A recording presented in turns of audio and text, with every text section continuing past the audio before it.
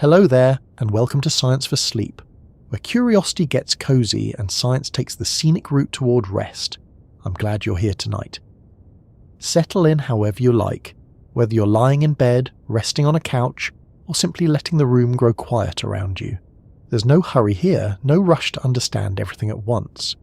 We're just going to wander gently through an idea together, the way one might stroll under a calm night sky, noticing things slowly, one at a time. Tonight's journey begins with a thought that feels both enormous and strangely personal. It's about leaving home. Not just leaving a house or a city or even a planet, but leaving the entire solar system, the vast family of worlds and sunlight that has sheltered every human who has ever lived. It sounds dramatic when said that way, but there's also something quiet about it. After all, space doesn't roar or protest when something drifts away. It simply allows distance to grow. There's a common image in science fiction of spacecraft gliding effortlessly between stars, of people setting out and someday returning, like sailors crossing an ocean and eventually seeing familiar shores again. It's a comforting picture because it matches how travel works in our daily lives. You can leave home, go far away, and come back. A train departs and later returns. A plane crosses continents and lands again where it started. Even journeys that take years often circle back in the end. But space, as it turns out, doesn't always follow the same rules as oceans and skies.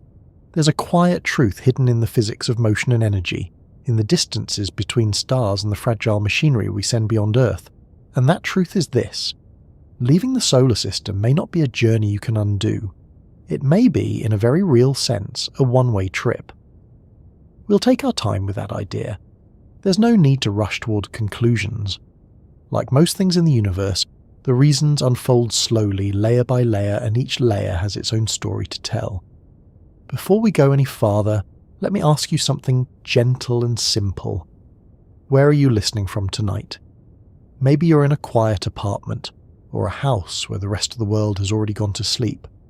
Perhaps you're listening through headphones, the outside sounds fading into the background. And what time is it for you right now? Late evening? Early morning? Somewhere in between, when clocks feel less important and thoughts drift a little more freely? It's interesting, isn't it?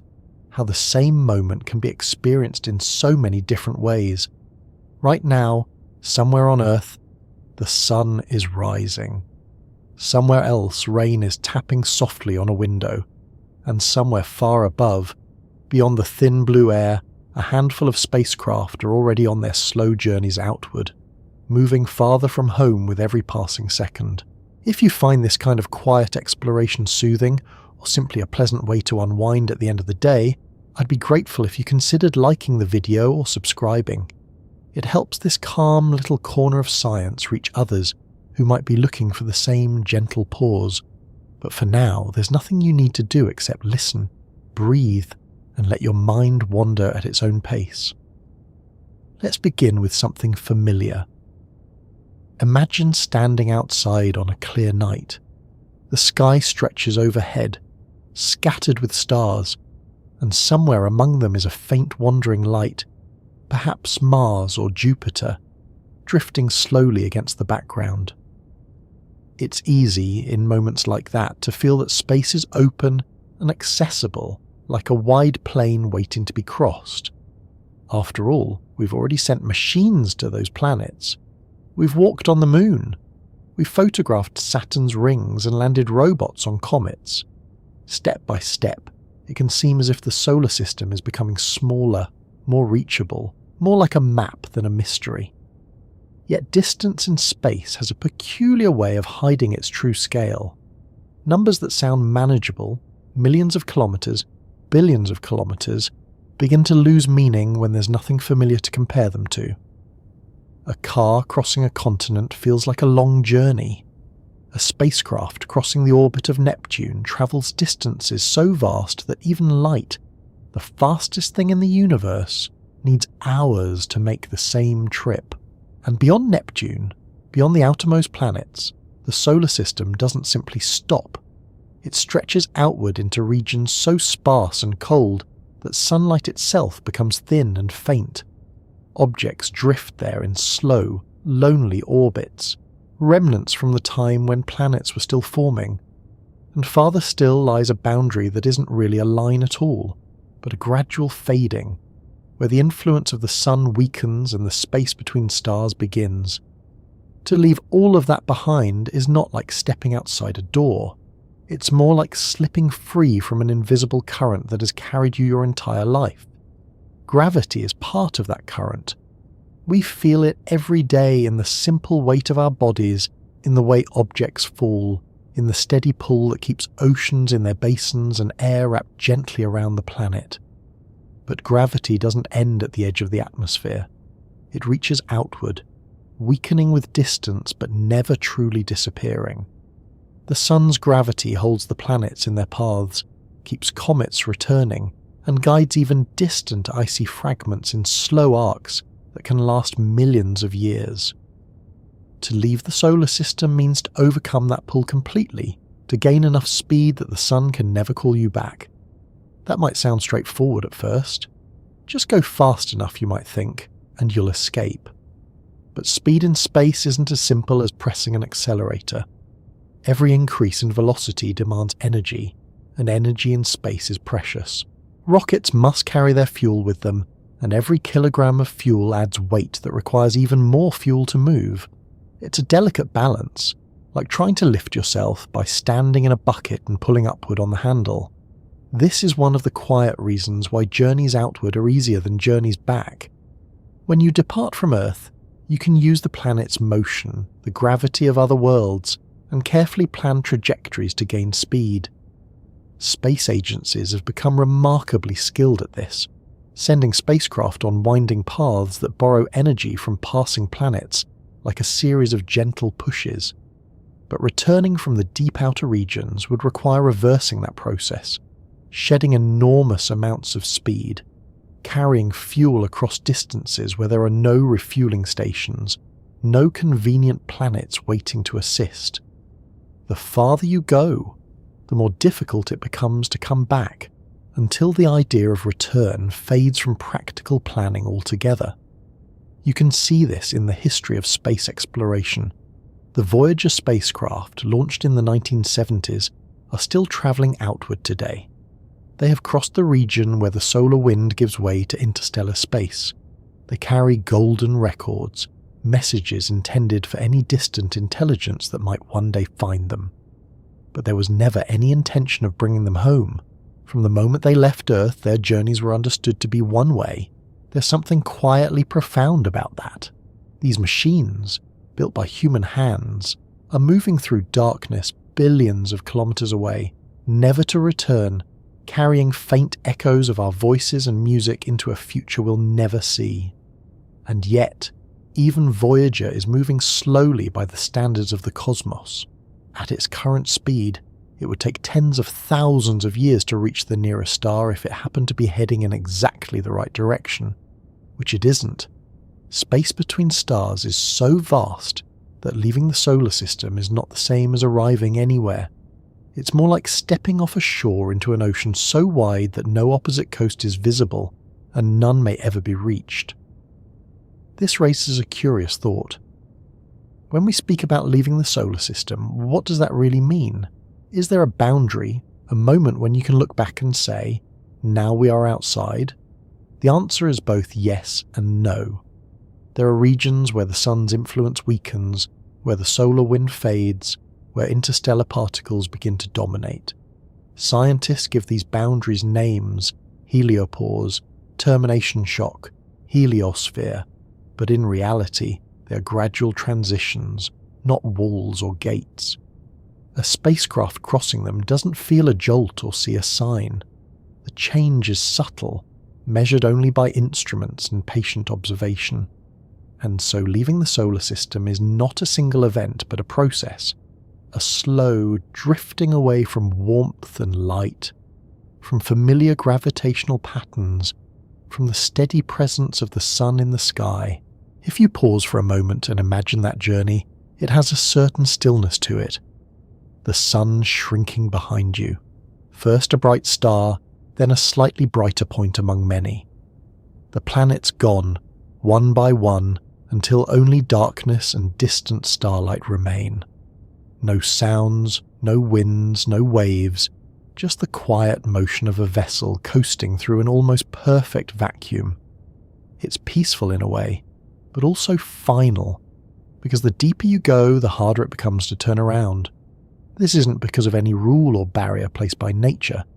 It's simply the consequence of distance, energy, and time. The universe doesn't forbid return. It merely makes it so difficult that, for all practical purposes, it might as well.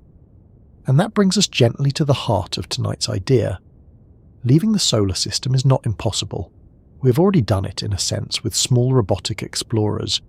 But leaving in a way that allows a return, especially for something large, something carrying people, is another matter entirely.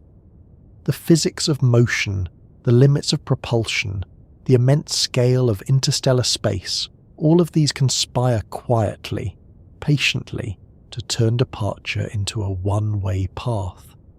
We'll explore those reasons together, one by one, moving slowly, letting each piece settle before adding the next. There's no need to rush ahead.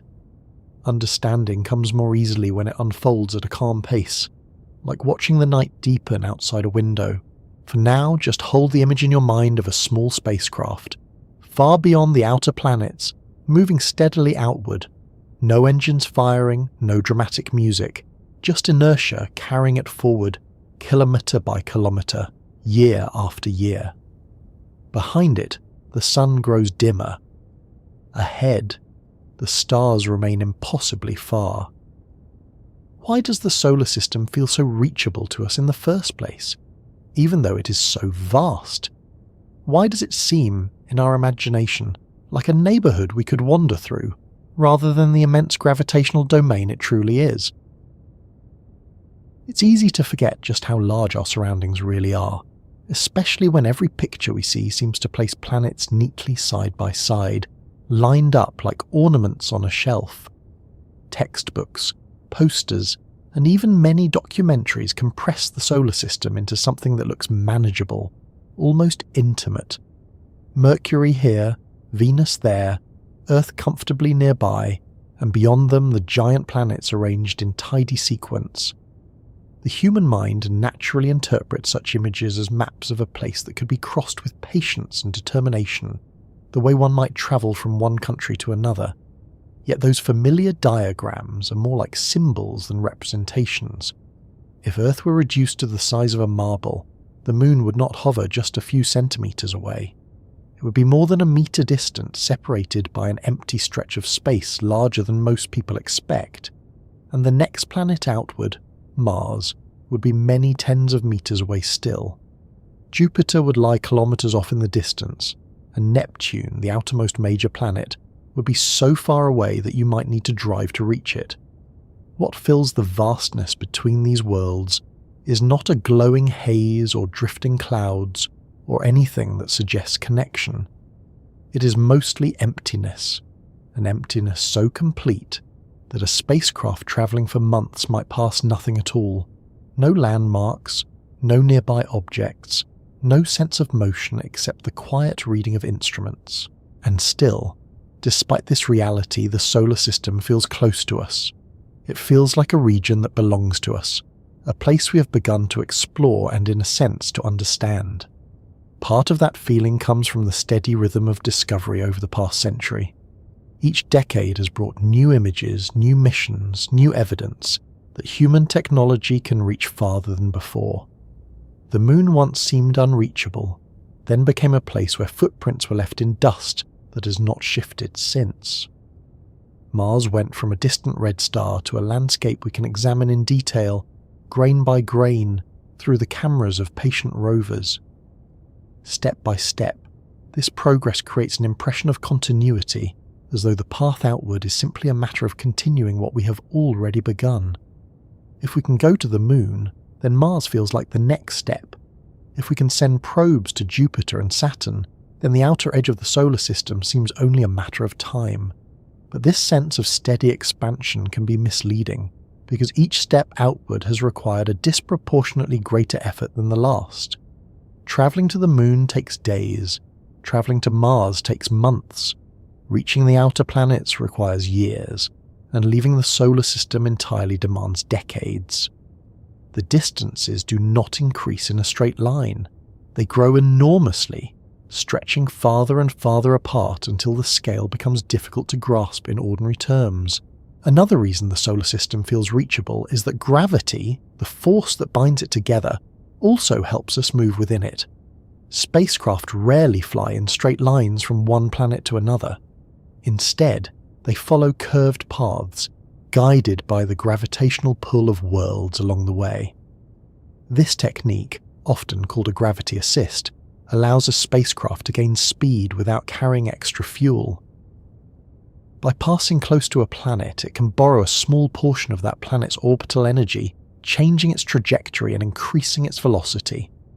It's an elegant method, almost like stepping from one moving walkway to another, each giving you a gentle push forward. The Voyager missions used this approach beautifully, timing their launches so that the outer planets were aligned in a rare configuration. One by one, the spacecraft swung past Jupiter, Saturn, Uranus, and Neptune, each encounter adding speed and altering direction, sending them onward toward interstellar space. Hearing this, it's tempting to imagine the solar system as a series of stepping stones, a network of gravitational pathways that can carry travellers wherever they wish to go. And to some extent, that's true. Within the region of the planets, gravity can be used almost like a current, guiding motion and making journeys more efficient. Still, those pathways become fewer and weaker as you move outward. Beyond the major planets, there are no massive bodies to provide further assistance, only scattered remnants of ice and rock, objects too small to offer meaningful gravitational help. The helpful currents fade, leaving only the inertia of whatever speed you have already gained. That's one of the quiet turning points in any journey away from the Sun. Up to a certain distance, the solar system feels structured and navigable, a place with recognizable landmarks and useful gravitational aids. Past that point, it becomes something else, a sparsely populated expanse where motion continues, but guidance disappears. Familiarity also plays a powerful role in shaping our perception. Every planet in the solar system orbits the same star, shines in the same sunlight, and follows predictable paths that can be calculated centuries in advance. There's a comforting order to it all, a sense that this cosmic neighbourhood is stable and well understood. Even the asteroids and comets, which once seemed chaotic, now follow orbits that astronomers can track with remarkable precision. Living within such a predictable system gives rise to a subtle psychological effect. It feels safe, even when it's unimaginably large. The sun rises every day, the moon waxes and wanes, the planets return to familiar positions in the sky. Everything moves, but everything returns. Return is the key idea here, and it runs deep in human experience. Seasons return, migrating birds return, ships return to harbour. The expectation of return shapes how we think about journeys, making even long departures feel temporary. But the farther you go into space, the less that expectation holds true. Distances grow so vast and travel time so long that the concept of return begins to lose practical meaning. A spacecraft leaving the solar system at tens of kilometers per second is moving quickly by human standards, yet slowly by cosmic ones. At that speed, turning around and coming back would require enormous energy and decades, perhaps centuries of travel. Time itself becomes part of the equation. Human lives are measured in decades. Civilizations rise and change in centuries. But interstellar distances are measured in thousands or millions of years at current spacecraft speeds. A journey that lasts longer than a lifetime ceases to feel like a journey in the usual sense. It becomes something else, an irreversible passage. Another subtle factor that contributes to the illusion of reachability is the way communication works within the solar system. Signals travel at the speed of light, which is astonishingly fast, about 300,000 kilometers per second. On Earth, that speed makes communication feel instantaneous. Even with spacecraft near Mars, the delay is only a few minutes. Conversations aren't practical, but commands and responses can still be exchanged within a reasonable time. This creates the impression that even distant missions remain connected, still part of the same operational world. Engineers on Earth send instructions, spacecraft reply, data flows back, images appear, discoveries are announced. The sense of connection persists, reinforcing the idea that these distant places are still within reach. Yet as distances increase, even light begins to take longer and longer to cross them. Signals from the outer planets take hours to reach Earth. From the edge of the heliosphere, the region dominated by the sun's influence, the delay stretches to more than a day for a round trip. Communication slows, becoming less like conversation and more like sending messages in bottles across an ocean. Eventually, at interstellar distances, communication times would stretch into years. A message sent from a spacecraft halfway to the nearest star might not receive a reply within the lifetime of the people who sent it. At that point, connection becomes tenuous, almost symbolic. Our sense of reachability depends not only on distance but on interaction. When interaction fades, so does the feeling that a place is truly part of our world. There is also the matter of scale in time as well as space. The solar system is about 4.6 billion years old, and its structure changes slowly, on timescales far longer than human history. Planets move in their orbits with patient regularity. The sun shines steadily, changing only gradually over millions of years. To us, this stability feels permanent, as though the solar system were a fixed stage on which our lives unfold. But permanence can be deceptive. The sun itself is moving through the galaxy, carrying all its planets along in a vast orbit around the Milky Way. At this moment, we're travelling through space at hundreds of kilometers per second, even as we sit still on the surface of Earth. The stars we see in the night sky are not fixed either.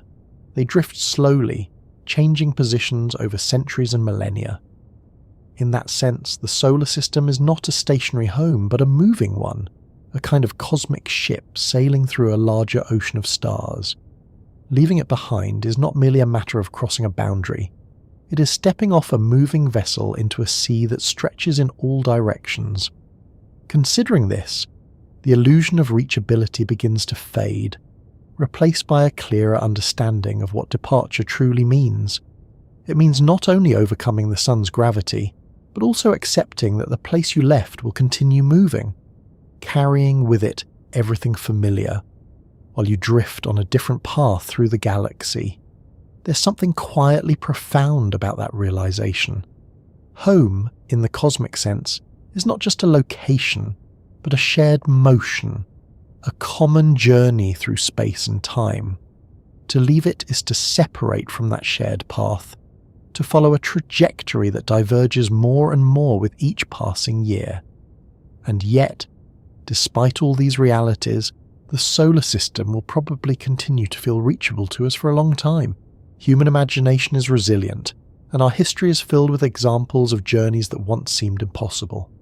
Oceans were once barriers beyond which maps showed only blank spaces. Mountains were once thought impassable. The sky itself was once considered unreachable. Each time a boundary was crossed, the world seemed to shrink, and the next boundary appeared less intimidating. It's natural then to assume that the same pattern will continue indefinitely, that technology will always find a way, that distances will yield as they have before. But physics does not always yield to determination. Some limits are not merely technological but fundamental, rooted in the relationships between energy, mass, and distance. The farther one travels from the sun, the more those limits assert themselves, quietly but firmly. To understand why leaving the solar system is so difficult, it helps to pause for a moment and think about something that is always present, always acting, and yet almost never noticed. Gravity doesn't make a sound, it doesn't glow or shimmer, it doesn't announce itself in any obvious way. and yet it is constantly at work shaping the motion of planets, guiding comets, and holding entire systems together with a quiet persistence that never fades. Here on Earth, gravity feels ordinary. It's the reason your feet rest on the floor, the reason a cup stays on a table instead of drifting away, the reason rain falls downward rather than sideways or upward. Because we experience it every moment of our lives, it becomes almost invisible in our awareness, like the steady pressure of air or the gentle pull of the ground beneath us.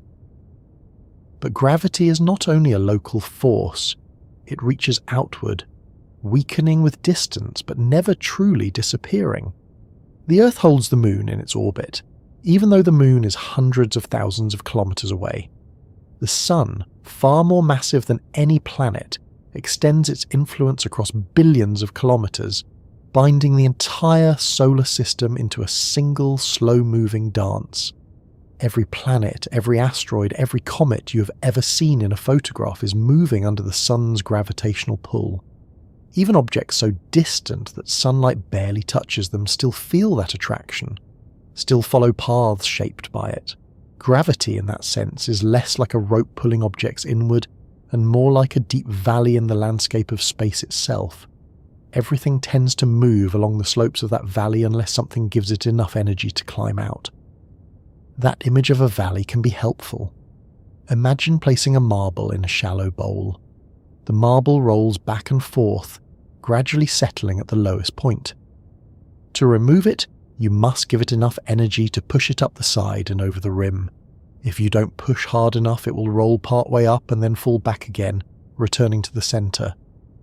Leaving the solar system is, in a sense, like pushing a marble out of an enormous invisible bowl. The Sun's gravity forms the bowl, and everything within it moves along paths determined by how much energy it has. Planets like Earth and Mars are not sitting still. They're constantly moving sideways at high speed, falling toward the Sun but missing it, tracing out orbits that repeat year after year. This sideways motion is important, because it shows that gravity doesn't simply pull things straight inward. Motion and gravity combine to create orbits, stable paths that can last for billions of years. But an orbit is still a kind of captivity, even if it is a graceful one. The object remains bound to the gravitational well, circling endlessly unless something changes its energy. For a spacecraft to leave the solar system, it must gain enough energy to escape that well entirely, not just to reach a high point and fall back, but to climb over the rim and continue outward forever, never turning around unless it expends energy to do so. This required speed is known as escape velocity, but the name can be a little misleading. It doesn't mean a sudden burst of speed that instantly frees you. Instead, it means reaching a velocity that ensures gravity can never slow you to a stop and pull you back. From Earth's surface, escape velocity is about 11 kilometers per second, far faster than any aircraft can travel. Rockets must reach this speed to break free from Earth's gravitational pull. But escaping Earth is only the first step. The Sun's gravity is far stronger on the scale of the solar system, and escaping it requires far more energy. Earth itself is already moving around the Sun at about 30 kilometers per second. That motion helps spacecraft, because when they depart Earth in the right direction, they inherit some of that speed. It's like running forward on a moving walkway instead of standing still. The motion of Earth provides a head start. Even with that advantage, leaving the Sun's gravitational influence requires tremendous energy. Spacecraft like Voyager achieved it not by carrying vast quantities of fuel, which would have been impractical, but by carefully using the gravity of giant planets to gain speed. Each close approach acted like a slingshot, redirecting the spacecraft and increasing its velocity relative to the Sun. This technique works because planets themselves are moving.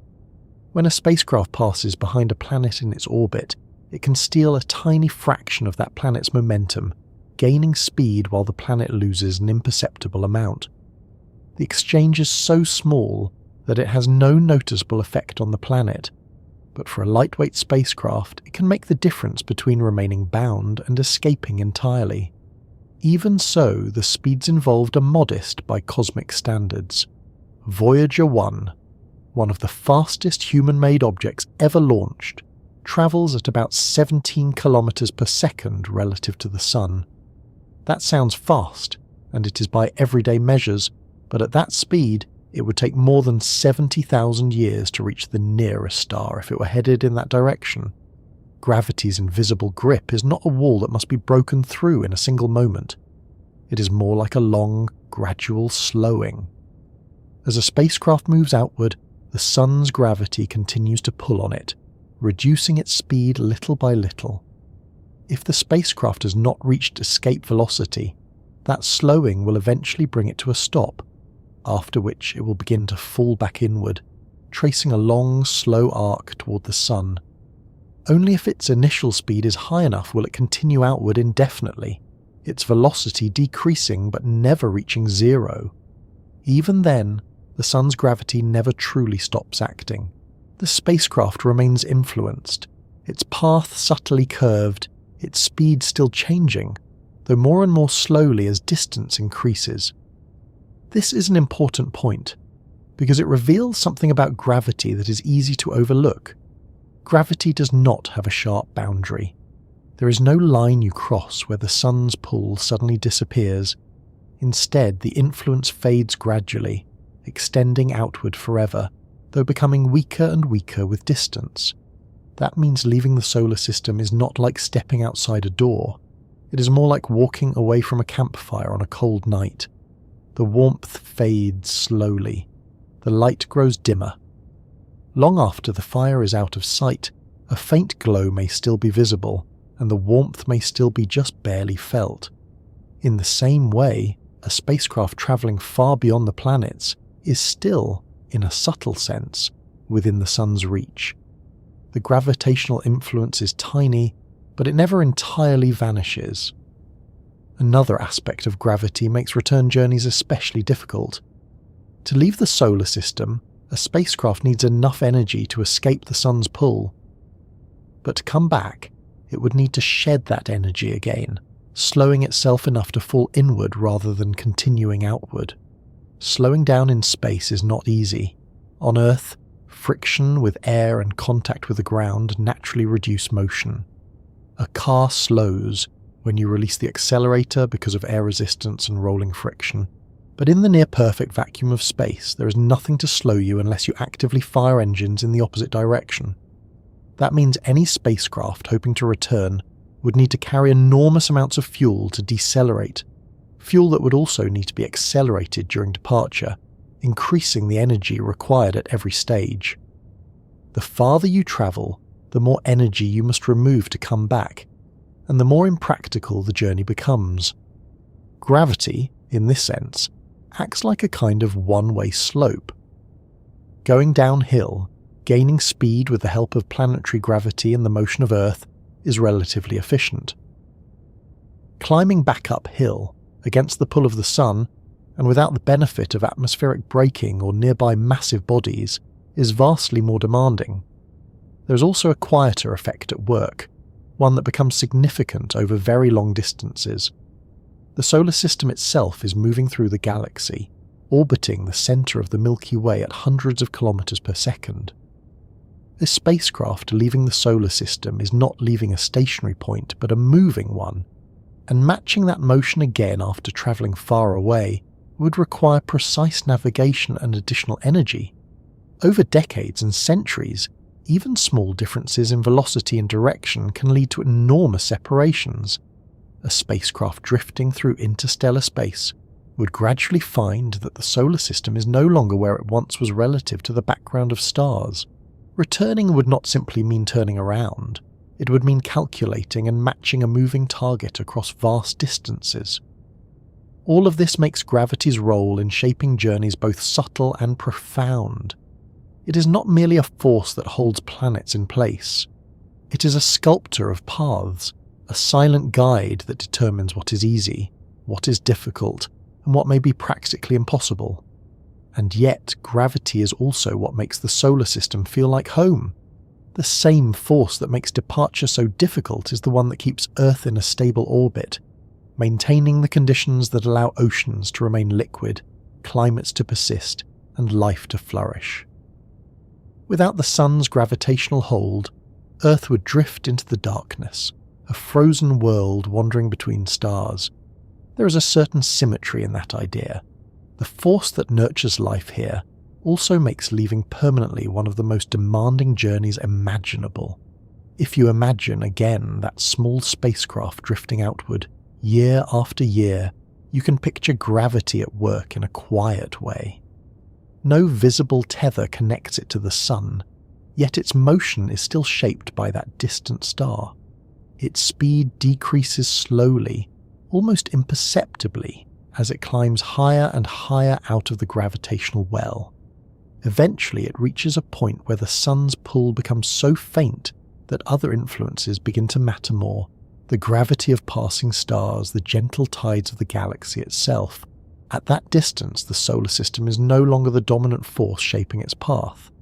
But reaching that point takes decades, and by the time it does, the spacecraft is so far away and moving so fast relative to the inner planets that returning would demand an extraordinary expenditure of energy and time. This is why missions that leave the solar system are designed with no expectation of return.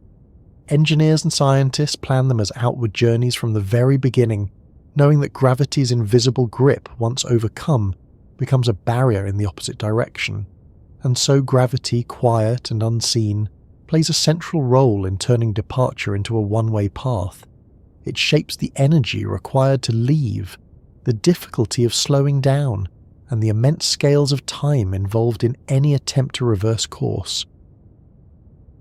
Speed, in everyday life, feels straightforward.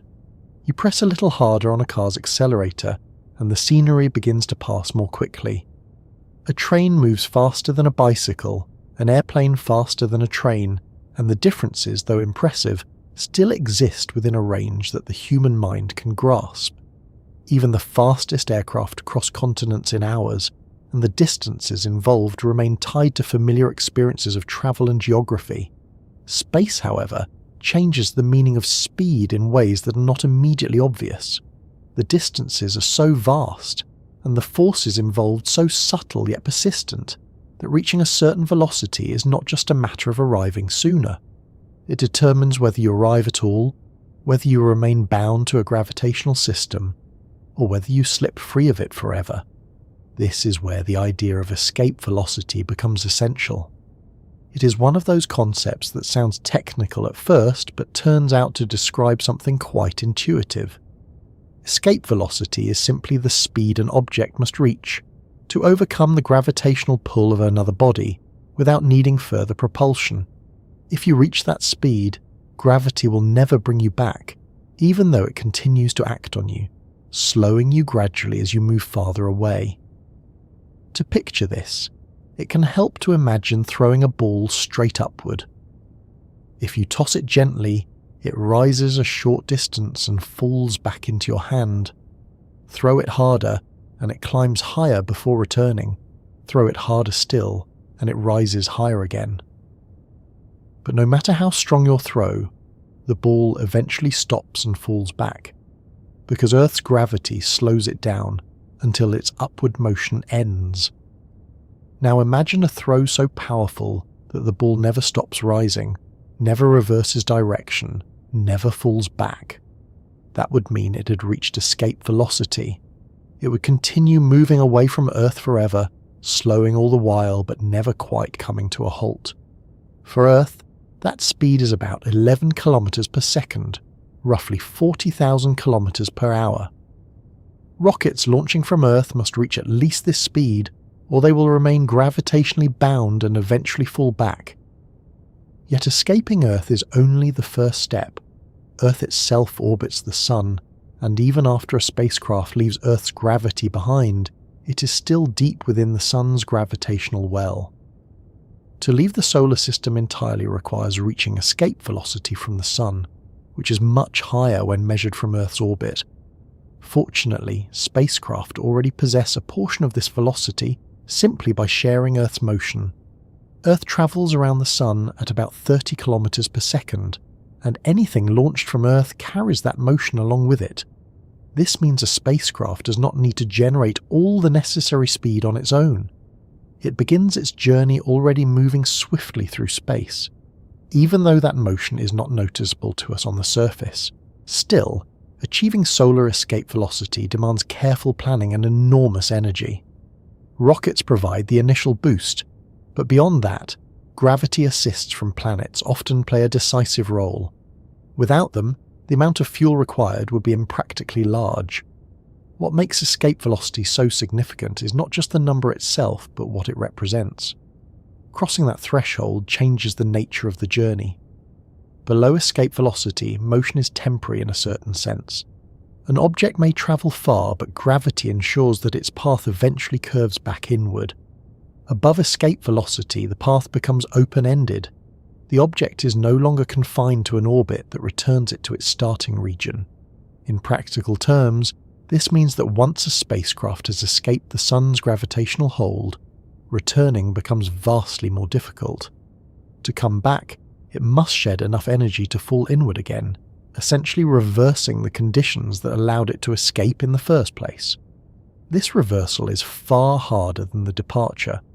Rockets are efficient at accelerating objects, but decelerating them in deep space requires carrying fuel for engines that must fire in the opposite direction, and that fuel must itself be accelerated at the start of the journey. Each kilogram added for the return trip increases the energy required to leave, which in turn demands more fuel and so on. The requirements grow rapidly, making round-trip journeys across such distances extraordinarily demanding. There is another aspect of escape velocity that is easy to overlook. It is not a wall you pass through at a specific moment. There is no sudden change, no invisible line marking the transition from bound to unbound motion. Instead, escape velocity describes a condition of energy. If your total energy relative to the gravitational body is positive, you will escape. If it is negative, you will remain bound. That distinction may sound abstract, but it has real consequences. A spacecraft traveling just below escape velocity might take years or even centuries to fall back inward, tracing a long, stretched-out orbit that carries it far from the Sun before turning around. To an observer watching over a short period, it might appear to be escaping, even though gravity will eventually bring it back. Only by exceeding escape velocity can it truly depart forever. It's interesting to consider how delicate this balance can be. A difference of a few meters per second in velocity, tiny compared to the overall speed of tens of kilometers per second, can determine whether a trajectory is bound or unbound. Navigators planning interplanetary missions must account for these differences with extraordinary precision, calculating trajectories that unfold over decades. Once a spacecraft is on an escape trajectory, its speed relative to the Sun gradually decreases as gravity pulls against it. But because its initial velocity was high enough, it never quite slows to zero. Instead, it approaches a steady outward speed, coasting through interstellar space long after its engines have fallen silent. This coasting motion is another feature of space travel that can feel counterintuitive. On Earth, motion requires constant effort. A bicycle slows if you stop pedaling, and a car slows if you release the accelerator. But in space, with almost no friction, motion continues indefinitely. A spacecraft that reaches escape velocity and turns off its engines will keep moving outward, year after year, century after century, carried forward by inertia alone. That silent persistence is one reason escape velocity changes everything. Once achieved, it sets the stage for journeys that extend far beyond any human lifetime. The spacecraft becomes, in a sense, a messenger sent into the future, continuing its path long after those who launched it are gone. Yet escape velocity also reveals something humbling about our technological limits. Chemical rockets, the kind used for most space missions, have practical limits on how much speed they can provide. Each kilogram of fuel produces only a certain amount of thrust, and increasing fuel mass quickly leads to diminishing returns. This is why gravity assists are so valuable, and why missions leaving the solar system are relatively rare. Even with advanced propulsion concepts, the energies required for fast interstellar travel remain enormous. Reaching escape velocity from the Sun is one challenge. Reaching speeds that would allow travel to nearby stars within a human lifetime is another entirely, requiring velocities many times greater. For now, our spacecraft leave the solar system slowly, taking decades to cross its outer boundaries and thousands of years to approach even the nearest stars. They are not fast travellers in cosmic terms, but they are persistent ones, moving steadily outward, never turning back. There is a quiet inevitability in that motion. Once escape velocity has been reached, and the engines have long since fallen silent, the journey becomes irreversible in any practical sense. The energy required to stop, turn and return would be far greater than what was needed to depart, and no spacecraft built so far carries the means to do it. It's worth reflecting on how different this is from most journeys in human history. A ship crossing an ocean may be carried by winds and currents, but it can always turn around, catch a different wind and return. An airplane can land, refuel and depart again. Even explorers travelling across deserts or mountains usually retain the option of retracing their steps. But a spacecraft that has reached escape velocity and travelled far beyond the planets has no such easy option. It cannot refuel in interstellar space. It cannot rely on atmospheric drag to slow down. It cannot anchor itself to anything solid. It is committed to its path in a way that feels almost philosophical, as though the laws of motion themselves have sealed its course. This commitment is not dramatic or sudden. It happens quietly, in the mathematics of trajectories and the measured firing of engines, in the precise alignment of planets and the careful timing of maneuvers. But once it happens, it is final. And so, escape velocity is more than a number. It is a threshold that separates two kinds of motion, two kinds of journeys. On one side lies the realm of orbits, of return and repetition, of paths that circle back. On the other lies the open road of interstellar space, where paths do not close and return is no longer part of the plan. If you imagine again that small spacecraft drifting outward, now far beyond the outer planets, its speed slowly decreasing but never reaching zero, you can sense how escape velocity shapes its fate.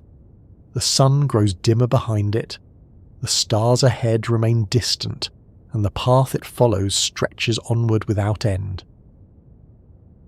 At first glance, rockets seem almost magical.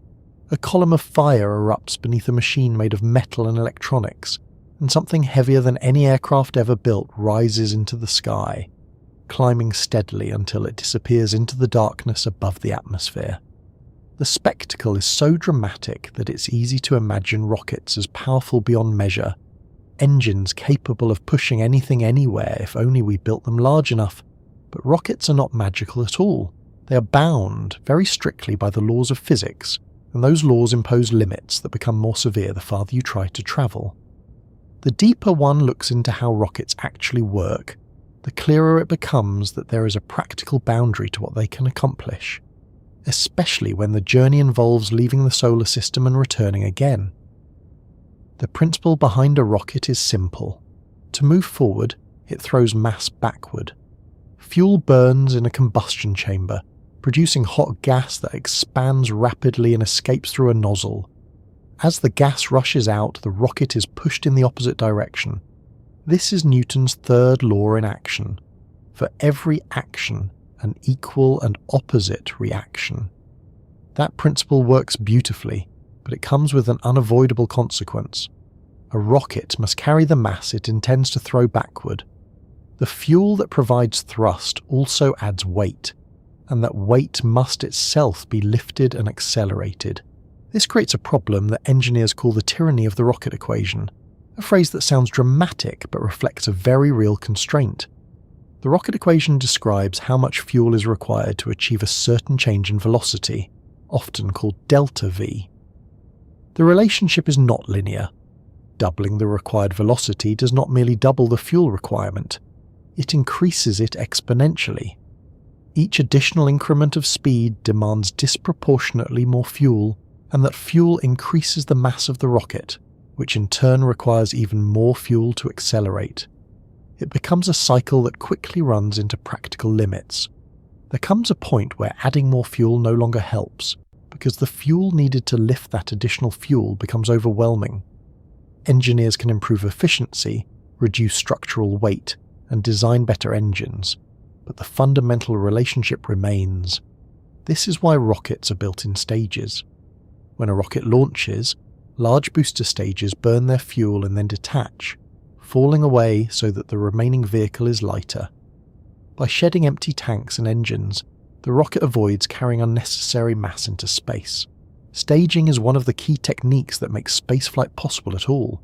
Even so, reaching orbit around Earth requires enormous effort. A typical launch vehicle is mostly fueled by mass, often more than 90%.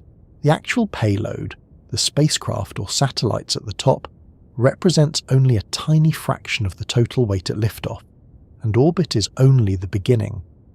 To leave Earth's gravity entirely requires additional speed. To escape the Sun's gravity requires still more. Each step outward demands more energy, more fuel, and more careful planning. There is also a limit to how efficient chemical rockets can be. The energy released by burning fuel depends on chemical reactions, and those reactions can only release a certain amount of energy per unit mass. Engineers can optimize fuels, improve combustion, and design better nozzles, but they cannot exceed the fundamental limits set by chemistry. More advanced propulsion systems, such as ion engines, offer greater efficiency by accelerating small amounts of propellant to extremely high speeds. These engines can operate for months or years, gradually building up velocity. They are excellent for deep space missions where patience is possible, but they produce very low thrust and cannot lift heavy payloads from Earth's surface. Even nuclear propulsion concepts, which could provide higher efficiency than chemical rockets, face enormous engineering and safety challenges. And while such technologies may one day expand our capabilities, they do not eliminate the basic problem.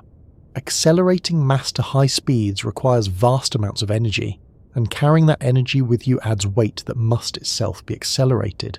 When considering a journey out of the solar system and back again, these constraints become especially severe. A spacecraft leaving Earth must carry enough fuel not only to escape Earth's gravity, but also to maneuver through the solar system, adjust its trajectory, and, if return is intended, slow down and reverse course. Slowing down in space is just as demanding as speeding up. Every meter per second of velocity that must be cancelled requires fuel burned in the opposite direction. A spacecraft returning from interstellar space would need to shed tens of kilometers per second of speed, a task requiring enormous amounts of propellant. And unlike journeys within the inner solar system, there are no convenient places to refuel. On Earth, vehicles can stop at stations, replenish fuel, and continue. Aircraft land at airports, ships dock at ports, and even long-distance trains take on supplies along the way. In deep space, there are no stations, no depots, no infrastructure of any kind. A spacecraft must carry everything it needs from the moment it departs. Every kilogram of fuel must be lifted from Earth's gravity well, accelerated into space, and carried for years or decades. This requirement grows rapidly with distance. A mission to Mars already involves careful calculations to minimize fuel consumption, often relying on planetary alignment to reduce the energy needed. Missions to the outer planets take advantage of gravity assists, borrowing momentum from massive worlds to reduce fuel requirements. But once a spacecraft leaves the region of the planets, those opportunities vanish. There are no large bodies to provide gravitational boosts, no nearby sources of materials, and no atmosphere to use for braking. The spacecraft becomes entirely dependent on whatever fuel and systems it carried from the beginning. This is one of the quiet reasons why the first missions to leave the solar system were designed as one-way journeys.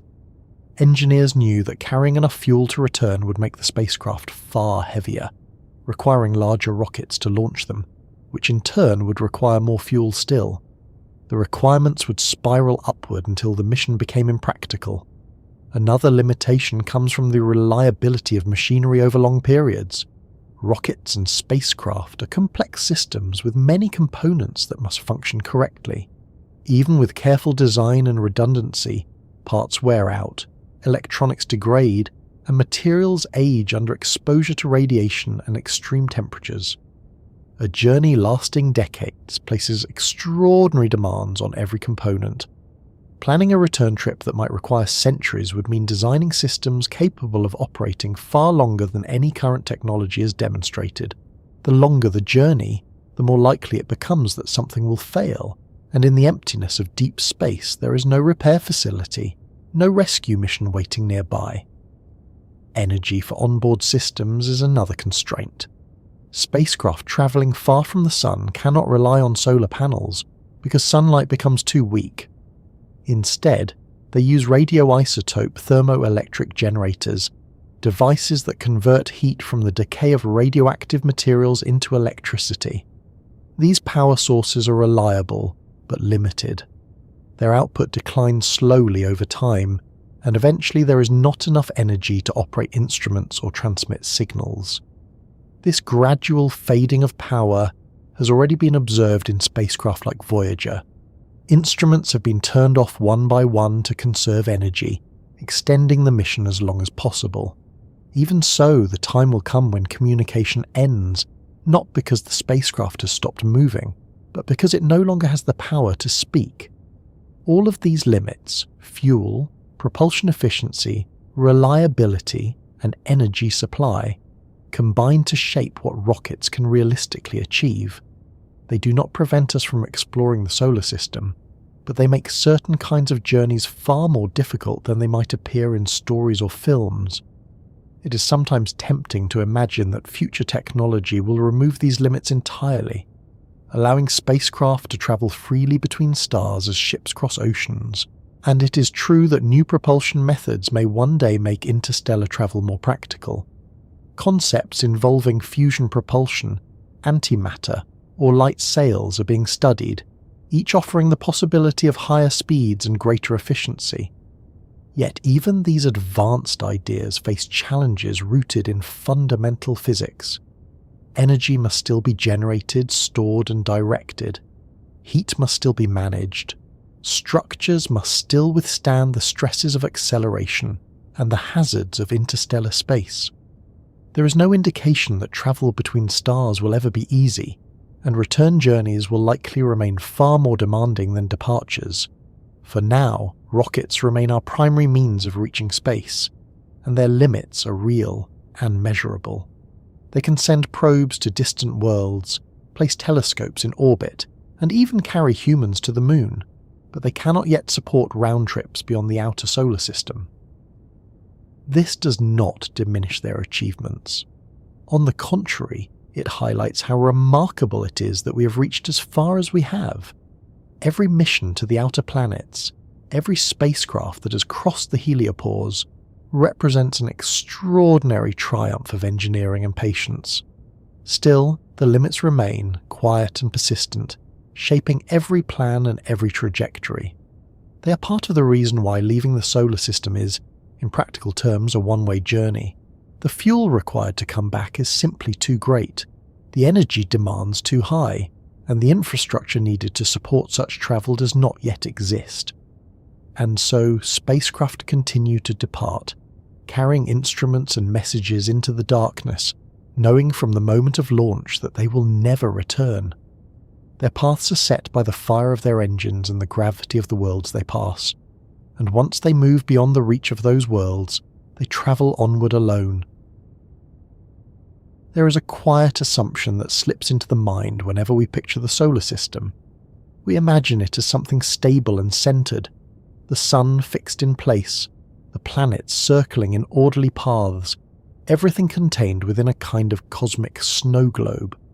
In diagrams, the sun sits calmly at the centre, and the orbits form neat rings around it, as though the entire system were resting peacefully in a still universe. But the truth is far more dynamic, and in its own way, far more humbling. The sun is not standing still. Neither is Earth, nor any of the planets, nor the distant comets drifting at the edge of the solar system. Everything here is in motion, travelling together through space at speeds that are difficult to imagine, carrying us along whether we notice it or not. Right now, at this very moment, you and I are moving through the galaxy at roughly 220 kilometers per second. That is the speed at which the solar system orbits the centre of the Milky Way. It's a journey that takes about 230 million years to complete a single circuit, a span of time so long that when the dinosaurs last walked the Earth, the solar system was in an entirely different region of the galaxy. This motion is smooth and continuous, and because everything around us shares it, we don't feel it at all. There is no rushing wind, no vibration, no sensation of movement. Just as passengers on a smoothly flying airplane can forget they are travelling hundreds of kilometres per hour, we forget that our entire world is part of a much larger voyage. Yet this motion has profound implications for what it means to leave the solar system. To understand why, it helps to picture the solar system not as a stationary set of orbits, but as a kind of moving bubble drifting through the galaxy. The sun's gravity holds the planets in their paths, but the entire structure is also travelling, carried along by the gravitational pull of billions of stars in the Milky Way. If you were able to watch the solar system from far outside, over millions of years, the paths of the planets would not look like simple circles around a fixed point. Instead, they would trace spirals, looping forward as the sun moves onward through space. Earth does not circle a stationary sun. It circles a sun that is itself in motion, and so our path through the galaxy is a kind of winding thread, never repeating, never returning to exactly the same place.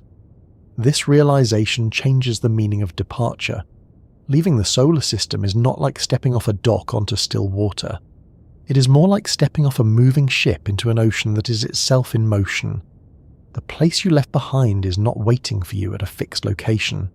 It is continuing onward, carried along by forces far larger than anything in the solar system itself. Consider what this means over long periods of time. A spacecraft that leaves the solar system and travels outward for decades will not simply find the sun behind it in the same position relative to the stars. The sun, along with all its planets, will have moved significantly along its galactic orbit. Returning would require not only reversing direction, but also matching the changing position and velocity of a destination that has been travelling through space the entire time. The difficulty of that task grows with every passing year. There's also another motion to consider, one that is quieter but equally important. The sun is not only orbiting the centre of the galaxy, it is also drifting relative to nearby stars. The stellar neighbourhood is not static. Stars move in their own orbits, each following a path shaped by the galaxy's gravitational field. Over tens of thousands of years, the constellations themselves slowly change, their familiar patterns gradually shifting as stars drift in different directions. If you could watch the night sky over 100,000 years, the shapes of Orion, Ursa Major, and the rest would slowly distort, like figures drawn on a flexible surface that is being gently stretched and reshaped. The sky of the distant future will not look exactly like the sky we know today. This constant motion means that the solar system's position relative to other stars is always changing. A spacecraft leaving today is not simply travelling through a static environment. It is moving through a region of space where everything else is in motion as well. There is a quiet beauty in that thought. Space is not a frozen stage, but a flowing environment, a vast choreography of stars and planets, each following its own path, sometimes drawing closer, sometimes drifting farther apart. But there is also a practical consequence. Navigation across interstellar distances becomes far more complex when both the traveller and the destination are moving. Imagine trying to throw a ball to someone who is running across a field. You cannot aim at where they are now. You must aim at where they will be when the ball arrives. The farther the distance and the longer the travel time, the more difficult this prediction becomes. On the scale of interstellar travel, these challenges multiply enormously. A spacecraft travelling for centuries would need to account for the changing positions of stars, the motion of the solar system, and the gravitational influences of objects it has not yet encountered. Returning to the solar system would not be a matter of simply turning around and heading back along the same path. That path would no longer lead to where the solar system had been. It would lead to empty space, to a region the sun had passed through long ago. To find home again, a spacecraft would need to calculate and match the solar system's new position and velocity, adjusting its trajectory over vast distances with extraordinary precision. And all of this would require energy, fuel, and functioning systems over timescales far longer than any spacecraft has ever operated. There is another subtle effect of motion that becomes important at large distances.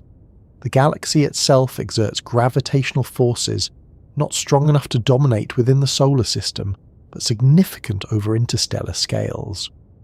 A spacecraft travelling far from the Sun gradually becomes more influenced by the gravitational field of the Milky Way as a whole, as well as by the occasional passing star or molecular cloud. These influences are gentle but persistent. Over decades and centuries, they can alter a trajectory slightly, nudging a spacecraft in ways that are difficult to predict perfectly.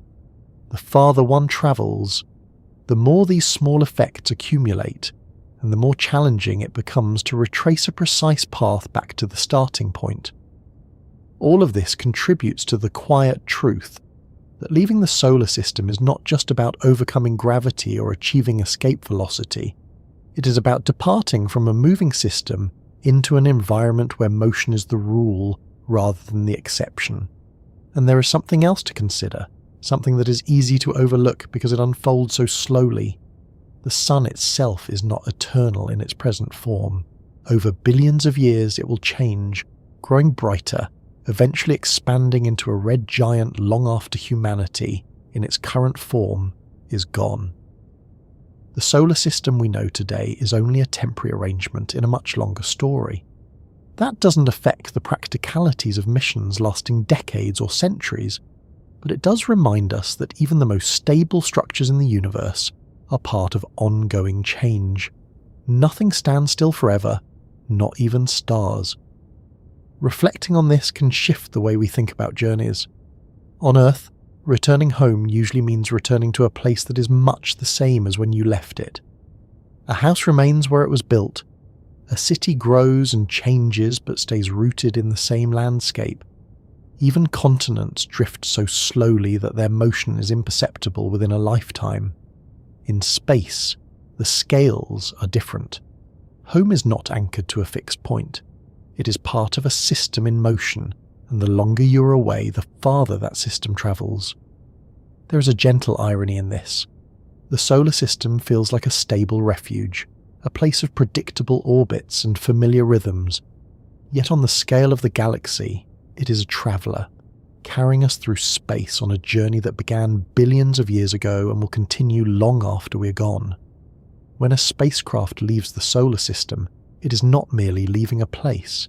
It is parting ways with a shared trajectory, stepping off a moving platform into a vast and shifting environment. That separation grows with time. Each year, each decade, the distance between the departing spacecraft and the solar system increases, not only because of the spacecraft's motion, but also because of the sun's motion through the galaxy. Eventually, the separation becomes so great, and the differences in velocity so significant, that returning would require an extraordinary expenditure of energy and an extraordinary level of precision, far beyond what current technology can achieve. And so the motion of the solar system itself becomes another quiet reason why leaving is a one-way trip. It is not a barrier in the sense of a wall or a boundary.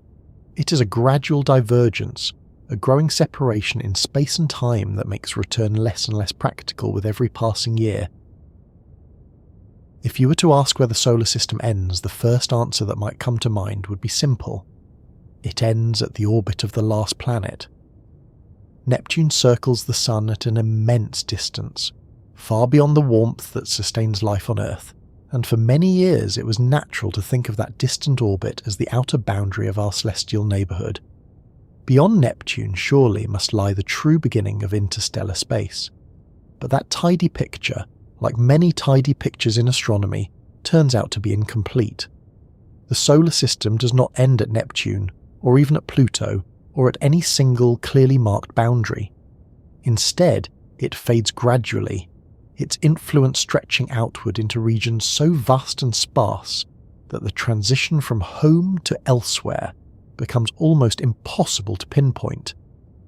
To understand why, it helps to think about what defines the solar system in the first place. Is it the region where the sun's gravity dominates? Is it the region filled with objects that orbit the sun? Or is it the region shaped by the solar wind, that steady stream of charged particles flowing outward from the sun in all directions? Each of these definitions leads to a different boundary, and none of them lies anywhere near the orbit of the outer planets. Let's begin with the solar wind, because it forms one of the most intriguing frontiers. The sun is not just a glowing sphere of light, it is also a continuous source of energetic particles. These particles stream outward at hundreds of kilometers per second, carrying with them the sun's magnetic field and forming a vast bubble in space known as the heliosphere. Inside this bubble, the solar wind dominates the environment. It pushes outward against the thin gas and magnetic fields that fill the space between stars, creating a region where conditions are shaped more by the sun than by the galaxy beyond. Earth, the planets, and all the spacecraft we have ever launched exist within this immense invisible bubble. For a long time, the heliosphere was only a theoretical concept, something scientists inferred from indirect measurements and models. But in recent years, spacecraft like Voyager 1 and Voyager 2 have actually crossed its outer boundary, a region known as the heliopause. There, the influence of the solar wind weakens, and the environment begins to resemble the interstellar medium more than the space within the solar system. This crossing was not dramatic. There was no visible line, no sudden change in scenery. The spacecraft simply detected a shift in particle densities and magnetic fields, subtle clues that they had entered a new region of space. It was less like crossing a border and more like walking from one climate into another, where the air feels slightly different, but the landscape remains much the same. Even so, crossing the heliopause does not mean leaving the solar system in a gravitational sense. The sun's gravity extends far beyond the heliosphere, reaching distances measured not in billions but in trillions of kilometers. Objects far outside the heliopause can still be bound to the sun, following orbits that take millions of years to complete. One of the regions where this becomes most apparent is the Kuiper Belt, a vast collection of icy bodies that begins beyond Neptune's orbit and extends outward for billions of kilometers. Pluto is part of this region, but it is only one of many objects, most of them small, dark and distant, circling the sun in slow, elongated paths. The Kuiper Belt is not densely populated. The distances between objects are enormous, and a spacecraft passing through it might travel for days or weeks without coming anywhere near another body. Yet it is still unmistakably part of the solar system, a reservoir of material left over from the time when the planets were forming. Beyond the Kuiper Belt lies an even more mysterious region, one that stretches so far that it is difficult to imagine in concrete terms. This is the domain of the Oort cloud, a vast spherical halo of icy fragments that may extend tens of thousands of astronomical units from the Sun. An astronomical unit, the average distance from Earth to the Sun, is about 150 million kilometers, so the scale of the Oort cloud is almost beyond comprehension. If the Earth's orbit were the size of a coin, the outer edge of the Oort cloud might lie hundreds of meters away. And yet even there, at those immense distances, objects are still bound to the Sun by gravity, tracing orbits that can take millions of years to complete. This means that the gravitational boundary of the solar system lies far beyond the regions we have explored directly. Voyager 1, the most distant spacecraft ever launched, has travelled more than 160 astronomical units from the Sun, a staggering distance by human standards. and yet it has barely begun to approach the inner edge of the Oort cloud, let alone its outer limits. In a very real sense, we are still deep within the solar system, even as our most distant probes drift through interstellar space. There is something quietly astonishing about that realization.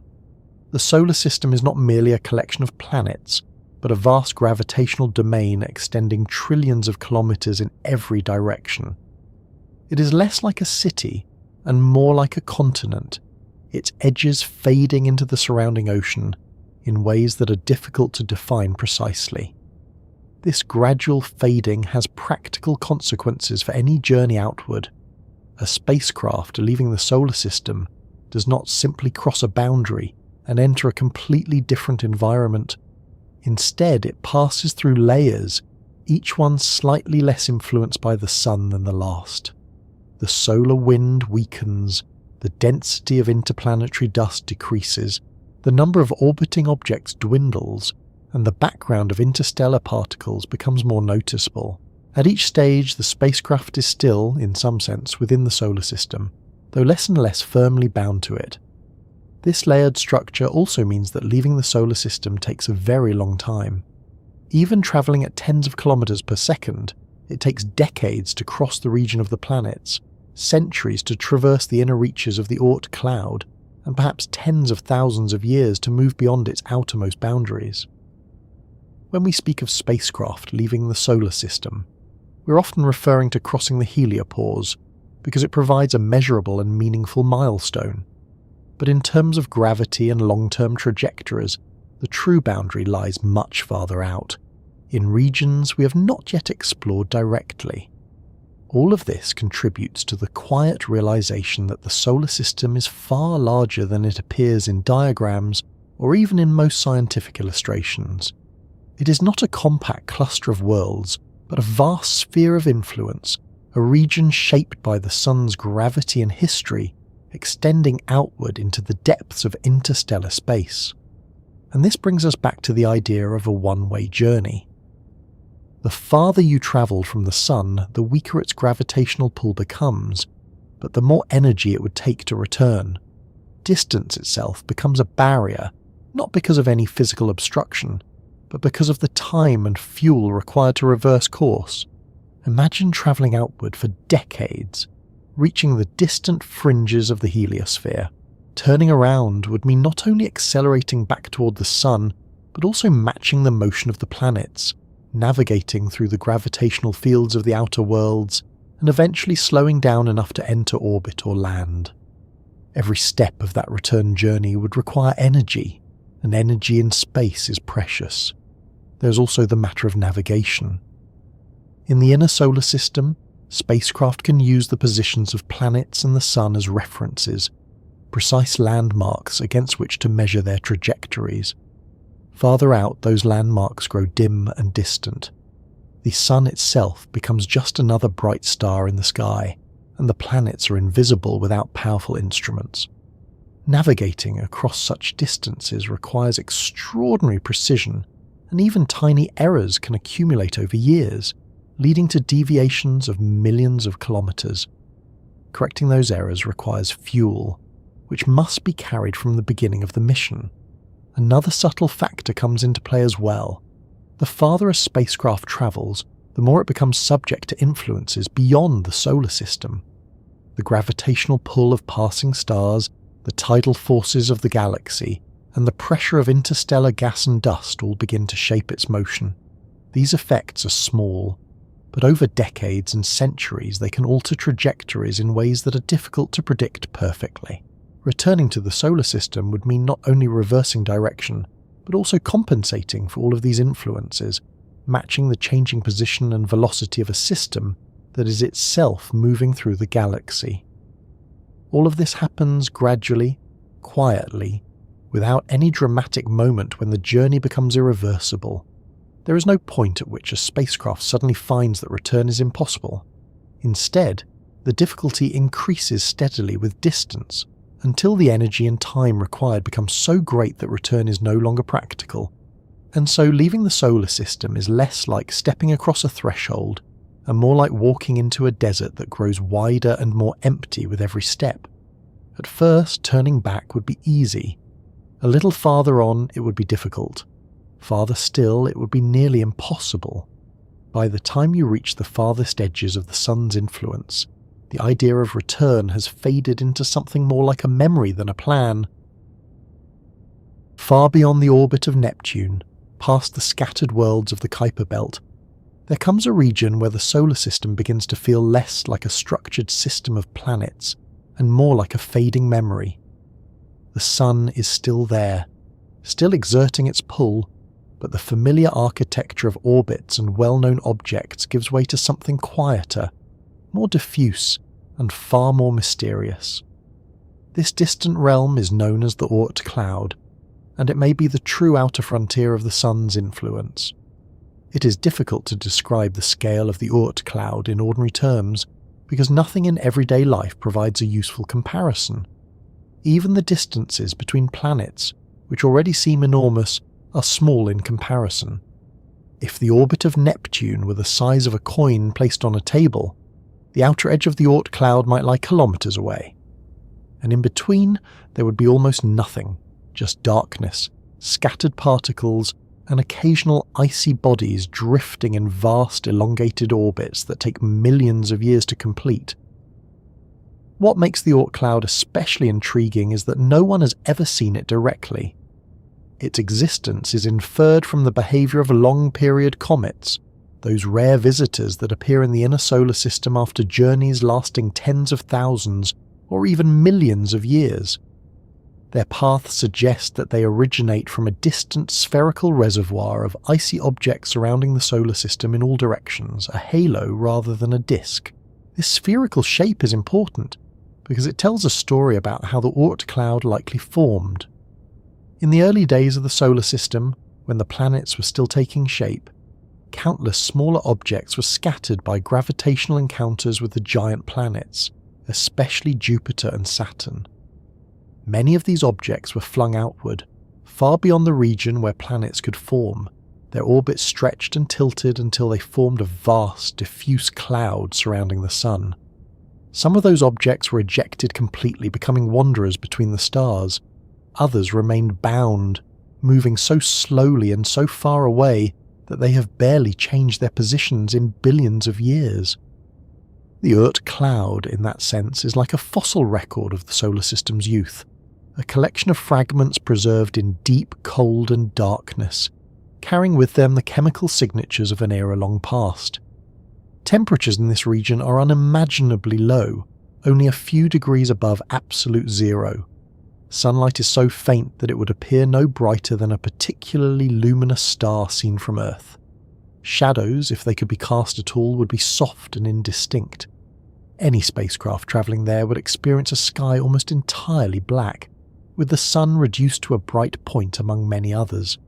There is a certain stillness in imagining such a place. The icy bodies of the Oort cloud are not rushing about in crowded orbits. They are separated by distances so great that collisions are exceedingly rare. A spacecraft could travel for years without encountering anything larger than a grain of dust. And yet, despite this emptiness, the region is not truly empty. The gravitational influence of the sun still reaches outward, binding these distant objects in slow, delicate orbits. But that grip is weak, and this is where the fragility of the Oort cloud becomes apparent. At such immense distances, the gravity of passing stars begins to matter. A star drifting through the galaxy may pass within a few light-years of the sun, close enough to disturb the outer reaches of the Oort cloud. The effect is subtle, but persistent.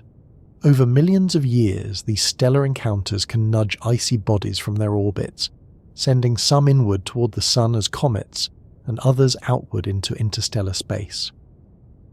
The galaxy itself exerts tidal forces as well, gentle but unceasing, stretching and reshaping the cloud over vast spans of time. The Oort cloud is not a rigid structure but a shifting frontier, constantly altered by influences far beyond the solar system. This fragility has an important implication for the idea of leaving the solar system. In the inner regions, gravity is strong and predictable, planets follow well-defined paths, and spacecraft can use those paths to navigate and gain speed. In the Oort cloud, gravity is so weak and so easily perturbed that trajectories become more uncertain. A spacecraft travelling there would be moving in a region where small influences, barely noticeable closer to the Sun, can gradually alter its course. Another aspect of the Oort cloud that is easy to overlook is the sheer time involved in crossing it. Voyager 1, travelling faster than any previous spacecraft, would require hundreds of years to pass through even the inner portions of the cloud, and tens of thousands of years to reach its outer edge. In human terms, this is not a journey, but an epoch. This immense scale changes how we think about distance and return. A mission lasting decades already pushes the limits of engineering and planning. A mission lasting centuries or millennia belongs to a different category entirely, one in which the original builders and planners are long gone, and the spacecraft becomes more like a drifting artifact than an active vehicle. The farther a spacecraft travels into the Oort cloud, the more difficult communication becomes as well. Signals weaken with distance, spreading out across space and taking longer and longer to reach Earth. Eventually, the delay would become so great that communication would no longer resemble conversation or even correspondence. Messages might take years to arrive, and replies years more to return. At some point, the spacecraft would effectively be alone, moving through darkness without guidance, continuing on a trajectory determined long ago. There is also the matter of energy. Far from the Sun, solar panels become useless, and spacecraft must rely on internal power sources that slowly diminish over time. Instruments are turned off, one by one, to conserve energy. Systems go quiet. Eventually, only the most essential functions remain, and then even those fade. In this way, the journey through the Oort cloud becomes not only a physical departure, but also a gradual fading of connection. The spacecraft continues to move, but its voice grows weaker until at last it falls silent. This silence is not dramatic or sudden. It is more like the fading of a distant radio signal, growing softer and softer until it disappears into the background noise of the universe. There is something deeply symbolic about that image. A human-made object carrying the echoes of our civilization, drifting through a region that has remained almost unchanged since the solar system was young, gradually losing its ability to speak, but continuing its journey all the same. And still, even at the outer reaches of the Oort cloud, the spacecraft would not truly be beyond the Sun's influence. Gravity would still act, faint but real, shaping its path and binding it, however loosely, to the solar system. Only when it finally drifted beyond that distant frontier, perhaps tens of thousands of years after launch, would it truly become an interstellar object, no longer bound to the Sun in any meaningful sense. By then, of course, return would be unthinkable. The distance alone would make it impractical, and the energy required to reverse course would be beyond any foreseeable technology. The spacecraft would have crossed not just a physical boundary, but a threshold of time and scale that separates human journeys from cosmic ones. Reflecting on the Oort cloud also brings a quiet realization about the nature of home. We often think of home as a place defined by proximity, by familiar surroundings and known landmarks. But on the scale of the solar system, home is defined as much by influence as by location. As long as the Sun's gravity shapes your path, you're still, in some sense, within its domain. Leaving that domain is not a single step, but a gradual transition. A slow drifting away from warmth, light, and the shared motion of the planets. It is a journey measured not in kilometers or years, but in changes of influence, in the weakening of gravitational ties and the growing dominance of the galaxy beyond. And so, the Oort cloud stands as a kind of threshold, not a wall but a fading boundary, marking the point where the solar system gives way to interstellar space. It is vast, fragile, and almost unimaginably distant, a frontier of frozen time where objects from the dawn of the solar system still drift in darkness. Once a spacecraft drifts beyond the farthest reaches of the Sun's influence, beyond the thinning edge of the heliosphere and the distant scattered remnants of the Oort cloud, it enters a region often described in simple terms as empty space. That phrase is understandable because interstellar space contains far less matter than anything we encounter on Earth, or even within the solar system. Yet calling it empty is a little misleading. It is more accurate to say that interstellar space is thin, quiet, and unforgiving. A place where the smallest forces, acting patiently over long periods, begin to matter in ways that are easy to overlook at first. To appreciate this, it helps to imagine the difference between a vacuum chamber in a laboratory and the space between stars. A laboratory vacuum is impressive by human standards, but even the best ones still contain billions of molecules in every cubic centimetre. Interstellar space, by contrast, may contain only a single atom in the same volume, sometimes even less. The emptiness is so profound that a spacecraft travelling through it might go thousands of kilometres without encountering a single particle. And yet, those particles exist. Hydrogen atoms drift through the galaxy, along with traces of helium and heavier elements, forming a diffuse gas known as the interstellar medium. There are also microscopic grains of dust, tiny fragments of carbon or silicates, often no larger than smoke particles. Individually, they are insignificant, but over vast distances and long spans of time, their presence becomes meaningful. A spacecraft moving at tens of kilometers per second carries tremendous kinetic energy relative to these particles. Even a grain of dust striking at such speeds can damage surfaces, erode materials, or create tiny impact craters. Within the solar system, such collisions are relatively rare, and spacecraft are designed to withstand them. But over decades or centuries of travel through interstellar space, the cumulative effect of countless microscopic impacts becomes a quiet but persistent hazard. It is not the kind of danger that announces itself dramatically. There are no sudden explosions or catastrophic events in most cases.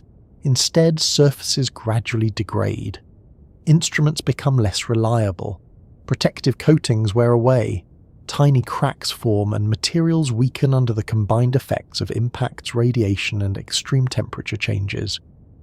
Radiation, in fact, is one of the defining features of interstellar space. Within the heliosphere, the solar wind and the sun's magnetic field provide a certain degree of shielding from high-energy cosmic rays, particles accelerated by distant supernovae and other energetic events in the galaxy. Once beyond that protective bubble, a spacecraft is exposed to a higher flux of these energetic particles. Cosmic rays are not like ordinary radiation on Earth. They can carry enormous energies, capable of penetrating shielding and altering the atomic structure of materials. Over time, they can damage electronics, degrade insulation, and create subtle changes in the properties of metals and polymers. For spacecraft designed to operate for decades, this gradual exposure must be carefully considered. For journeys lasting centuries, it becomes an even greater concern. Temperature is another aspect of interstellar space that is easy to misunderstand. It is often said that space is cold, and that is true in a certain sense. Far from stars, there is very little radiation to warm objects, and the background temperature of the universe is only a few degrees above absolute zero. But temperature in a vacuum does not behave like temperature in air or water. A spacecraft does not instantly freeze, because there is no medium to carry heat away rapidly.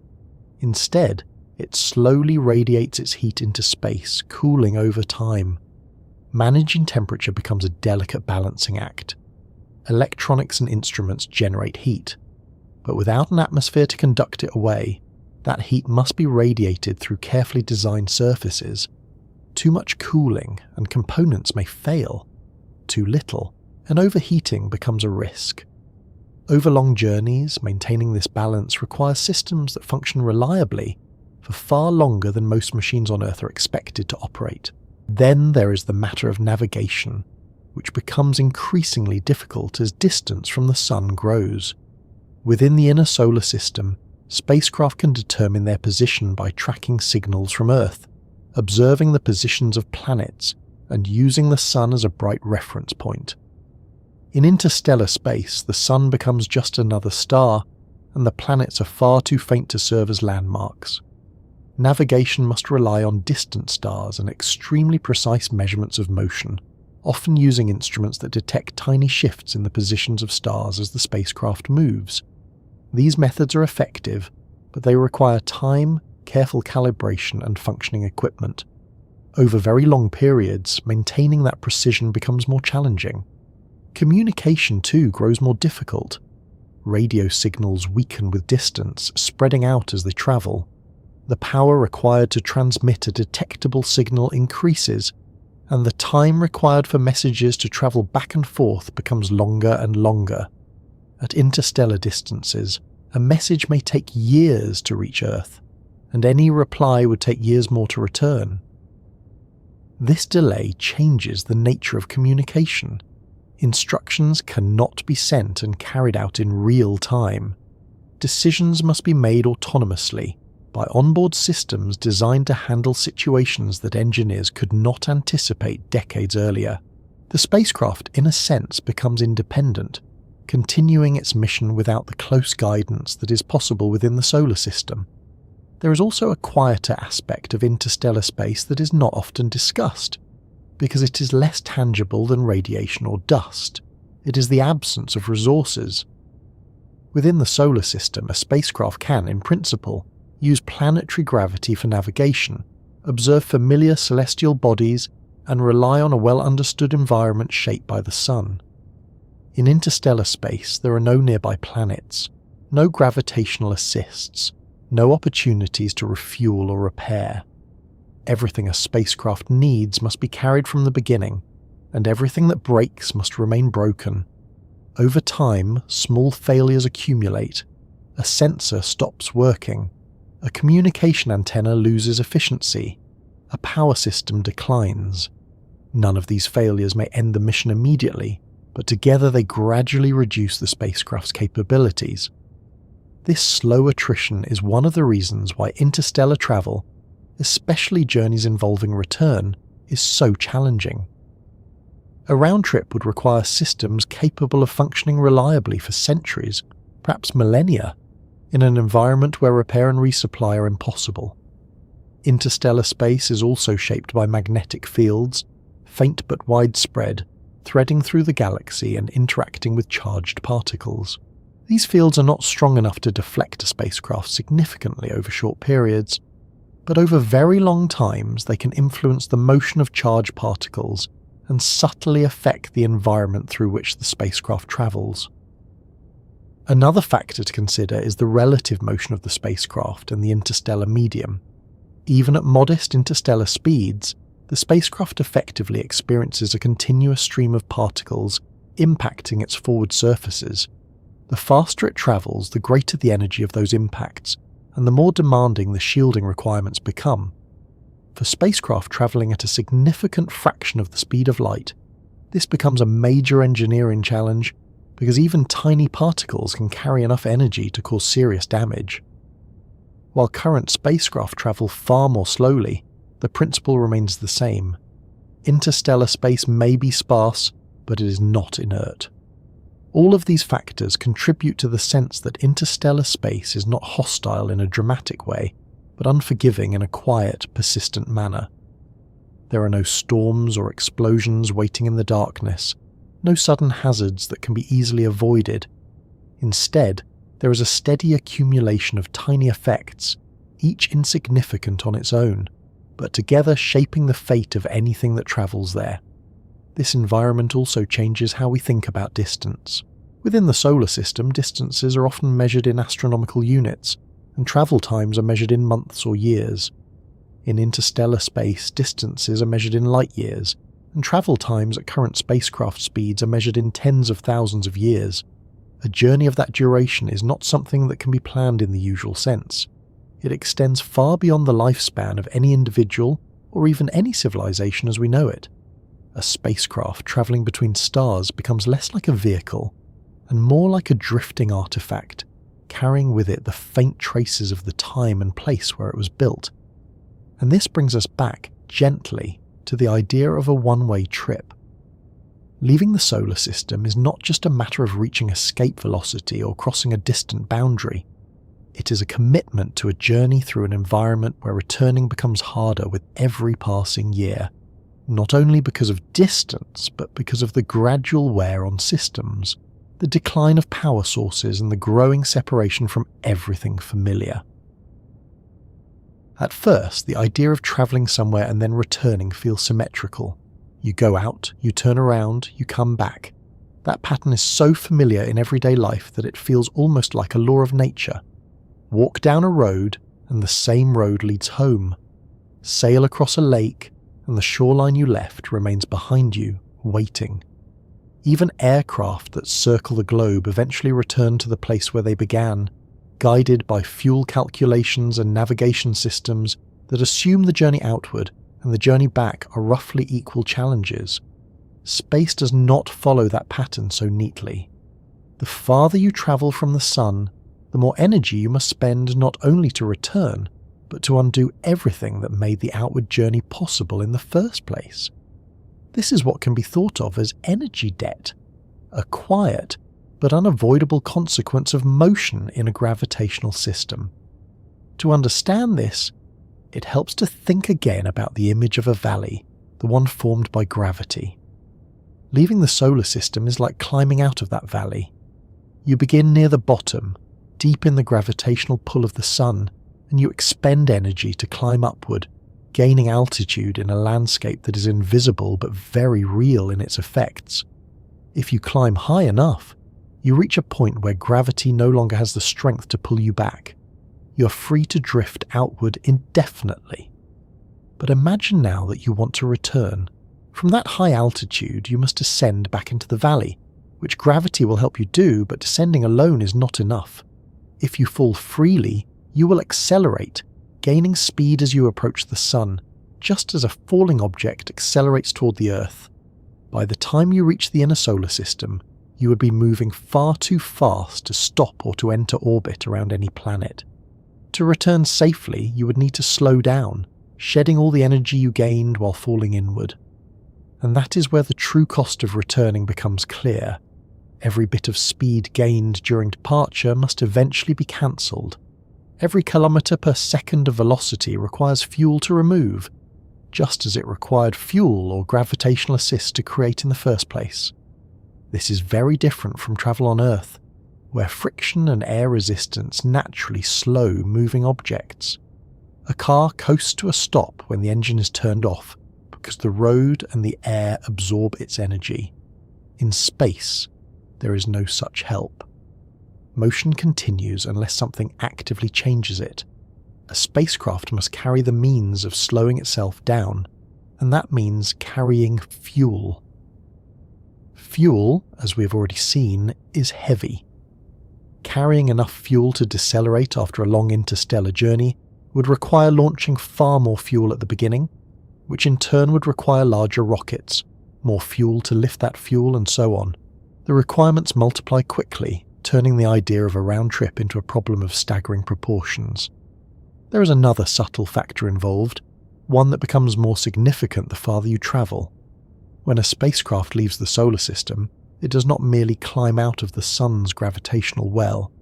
It also acquires a certain velocity relative to the sun and the planets. Over time, this velocity carries it farther and farther away, increasing the energy required to reverse course. Energy in motion grows with the square of speed. That means doubling your speed requires 4 times as much kinetic energy. Tripling it requires 9 times as much. A spacecraft travelling at tens of kilometres per second carries enormous kinetic energy relative to the solar system, and cancelling that energy is not a small task. To slow down by even a few kilometres per second requires a large amount of propellant, burned in engines that must operate reliably after decades in space. To slow down by tens of kilometres per second, the requirements become immense. There is also the matter of timing. If a spacecraft were to turn around immediately after leaving the solar system, the return would be difficult but not impossible in principle. But the longer it travels outward, the farther it must come back, and the more time and energy are required. Distance itself becomes part of the energy debt. Every additional kilometre travelled outward represents additional energy that must be cancelled on the return journey, not only to stop but to match the motion of the solar system again. And the solar system, as we have seen, is not standing still. It moves through the galaxy, and returning to it means not only reversing your own motion, but also matching the motion of a destination that has been travelling through space the entire time you were away. This requirement adds another layer of complexity. It is not enough to head back toward where the solar system once was. You must calculate where it will be when you arrive, adjusting your trajectory and velocity to intercept a moving target after years or decades of travel. Each correction requires fuel. Each maneuver adds to the energy cost, and all of that fuel must have been carried from the beginning, because there are no refueling stations in interstellar space. Gravity assists, which help spacecraft gain speed on the way out, are much harder to use on the way back. To gain a gravity assist, a spacecraft must pass close to a planet in a carefully planned trajectory. But the planets themselves are moving, and aligning a return trajectory to encounter them at the right time and angle becomes increasingly difficult the farther away you start. Even if such alignments were possible, the spacecraft would need to arrive with the correct velocity and direction, which again requires fuel and precise navigation. Another aspect of energy debt comes from the inefficiency of real engines. No propulsion system converts fuel into motion with perfect efficiency. Some energy is lost as heat, some as radiation, some in the imperfect expansion of exhaust gases. Over long missions, these losses accumulate, increasing the total amount of fuel required. And there is also the problem of mass itself. A spacecraft designed for a one-way journey can be relatively light, carrying only the fuel and supplies needed to reach its destination or to operate for a certain period. A spacecraft designed for a round trip must carry everything needed for both legs of the journey, which means more mass, which means more fuel, which means more mass still. This is one of the fundamental reasons why interstellar probes are designed as one-way missions. It is far more efficient to send a small spacecraft outward than to design one capable of returning. The energy required for a round trip grows so large that it quickly becomes impractical with current technology. There is also a quieter, less obvious aspect of energy debt that has to do with time. The longer a journey lasts, the more likely it is that systems will degrade, power sources will decline, and instruments will fail. A spacecraft returning after centuries would need to remain fully functional for far longer than any machine has ever operated continuously. Power sources would need to last, guidance systems would need to remain accurate, and communication equipment would need to function despite radiation and wear. Each of these requirements adds complexity and mass, increasing the energy required for the journey. Time, in this sense, becomes another kind of cost, not measured in fuel, but in reliability and endurance. A mission lasting decades is already challenging. A mission lasting centuries becomes something entirely different, requiring technologies and materials that can endure far beyond current limits. All of these factors combine to create the quiet reality that coming back costs more than leaving, often far more. The outward journey can be assisted by gravity, optimized through careful planning, and carried out with relatively modest fuel reserves. The return journey must overcome not only distance and gravity, but also accumulated velocity, system degradation, and the motion of the solar system itself, and so the balance tips. Leaving becomes possible, returning becomes impractical. This does not mean that returning from all deep space journeys is impossible. Missions within the inner solar system routinely return samples or bring spacecraft back to Earth's vicinity. But as distances grow, the balance shifts. Beyond a certain point, the energy required to come back exceeds what can reasonably be carried or generated. That point is not a sharp boundary. It is a gradual transition, much like the fading edge of the solar system itself. But somewhere beyond the outer planets, beyond the region where gravity assists are readily available and communication delays are manageable, the idea of return begins to slip from the realm of engineering into the realm of speculation. Far from Earth, Even within the inner solar system, navigation is already an intricate process. Spacecraft cannot simply look out a window and steer the way a ship at sea once followed coastlines or stars on the horizon.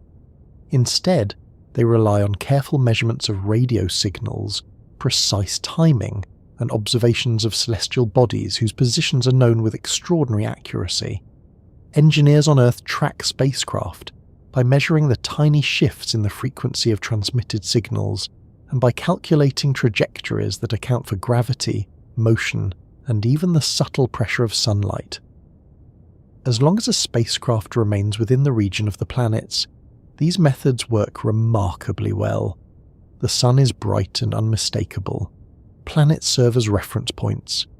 The geometry of the solar system provides a framework, a kind of map in which positions and motions can be calculated with confidence. But as distance increases, that framework begins to fade.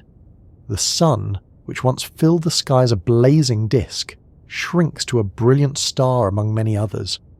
The planets, already faint at great distances, disappear entirely to the naked eye, leaving no obvious markers of direction or distance. The familiar signposts of home recede until the sky looks almost the same in every direction, a field of stars without any clear indication of where you came from or where you're going. This loss of landmarks is not dramatic. Not. It happens gradually, over millions and then billions of kilometers, yet its consequences are profound. Navigation becomes less intuitive, less anchored to visible references, and increasingly dependent on instruments that must function flawlessly over long periods. One method spacecraft use is called celestial navigation, which relies on measuring the positions of stars with extreme precision. By observing how the apparent positions of nearby stars shift slightly against the background of more distant ones, a spacecraft can determine its orientation, and to some extent its location. This technique, known as parallax measurement, is powerful but requires sensitive instruments and careful analysis. Within the solar system, such measurements are aided by the presence of the sun and planets, which provide bright, well-known reference points. In interstellar space, the process becomes more delicate. The differences in star positions are small, and the accuracy required to determine position over vast distances is extraordinary. Another method involves using pulsars, rapidly rotating neutron stars that emit beams of radio waves or X-rays at extremely regular intervals. Some pulsars are so precise that their pulses rival atomic clocks in stability. By measuring the arrival times of pulses from several pulsars, a spacecraft could, in principle, determine its position in space, much like a GPS receiver on Earth calculates location using signals from satellites. This idea, sometimes called pulsar navigation, is promising, but it depends on sophisticated detectors, stable clocks, and complex calculations. It also requires that the spacecraft maintain a clear view of the relevant pulsars and that its systems remain operational over long periods. Even with such techniques, navigation in interstellar space is not simple. Small errors in measurement or timing can translate into large uncertainties in position. Over years and decades, tiny deviations in trajectory can grow, leading a spacecraft to drift far from its intended path. Within the solar system, these deviations can often be corrected with small course adjustments, using onboard thrusters to nudge the spacecraft back on track. But every correction consumes fuel, and fuel is limited. The farther a spacecraft travels, the more carefully it must conserve its remaining propellant, balancing the need for accuracy against the need to preserve resources. There is also the challenge of orientation. Spacecraft must know not only where they are, but also which way they are pointing. Antennas must be directed toward Earth to transmit data. Instruments must be aimed at targets. Solar panels, when present, must face the sun. Orientation is usually maintained using star trackers, instruments that compare observed star patterns with onboard catalogues. These systems are highly reliable, but they depend on clear views of the sky and functioning electronics. Overlong missions, exposure to radiation, and the gradual aging of components can degrade performance, making precise orientation more difficult. Communication delays add another layer of complexity. Within the inner solar system, signals take minutes or hours to travel between Earth and a spacecraft. Engineers can monitor data, detect anomalies, and send corrective commands within a reasonable time frame. In interstellar space, those delays stretch into days, months, or even years depending on distance. At such timescales, real-time control becomes impossible. A spacecraft must operate autonomously, detecting and responding to problems on its own. Guidance systems must make decisions without immediate input from Earth, relying on algorithms and programming created decades earlier. Autonomy introduces its own risks. Software errors, unexpected conditions, or gradual degradation of sensors can lead to mistakes that cannot be corrected quickly. Over very long periods, even small uncertainties in navigation can accumulate, causing a spacecraft to drift farther and farther from its intended course. There is also the matter of reference frames. Navigation within the solar system is usually performed relative to the Sun or to Earth. Positions and velocities are calculated in a coordinate system that assumes the Sun as a central reference point. In interstellar space, that reference becomes less meaningful. The spacecraft may need to navigate relative to the galaxy itself, accounting for the motion of stars and the gravitational influences of the Milky Way. This shift in perspective complicates calculations and increases the need for precise measurements. The galaxy is not a static backdrop but a dynamic environment, with stars moving in different directions and at different speeds. Predicting positions over long times requires models that account for these motions, and uncertainties grow as the time horizon extends. Another subtle challenge arises from the very vastness of interstellar space. When distances are measured in light years, even tiny angular errors can correspond to enormous positional uncertainties. A deviation of a fraction of a degree in direction, barely noticeable on a small scale, can result in missing a target by millions or billions of kilometers after years of travel. This is one reason why missions to specific stars, even if propulsion systems capable of such journeys were available, would require extraordinary precision in navigation. The margin for error would be vanishingly small, and course corrections would need to be planned and executed over long periods with great care. All of this contributes to the sense that interstellar navigation is less like following a road and more like drifting across an ocean without visible shores, guided only by distant lights whose positions change slowly over time. The journey requires patience, precision, and systems capable of functioning reliably for far longer than most machines are designed to operate. There is also a psychological dimension to the idea of navigation without landmarks. Humans have always relied on familiar features of the landscape to orient themselves. Mountains, rivers, coastlines, and stars have served as guides for travelers throughout history. Even in modern cities, people navigate by recognizing buildings, streets, and other visual cues. In interstellar space, those cues are absent. The sky looks much the same in every direction, and the distances between objects are so great that movement is imperceptible over short periods. A spacecraft travelling at tens of kilometers per second would still see the stars shifting so slowly that the change would be difficult to detect without precise instruments. This stillness can be deceptive. Motion is constant, but the scale of the universe is so large that change unfolds gradually, almost invisibly. A spacecraft may be travelling millions of kilometers each day, yet the view outside remains nearly unchanged.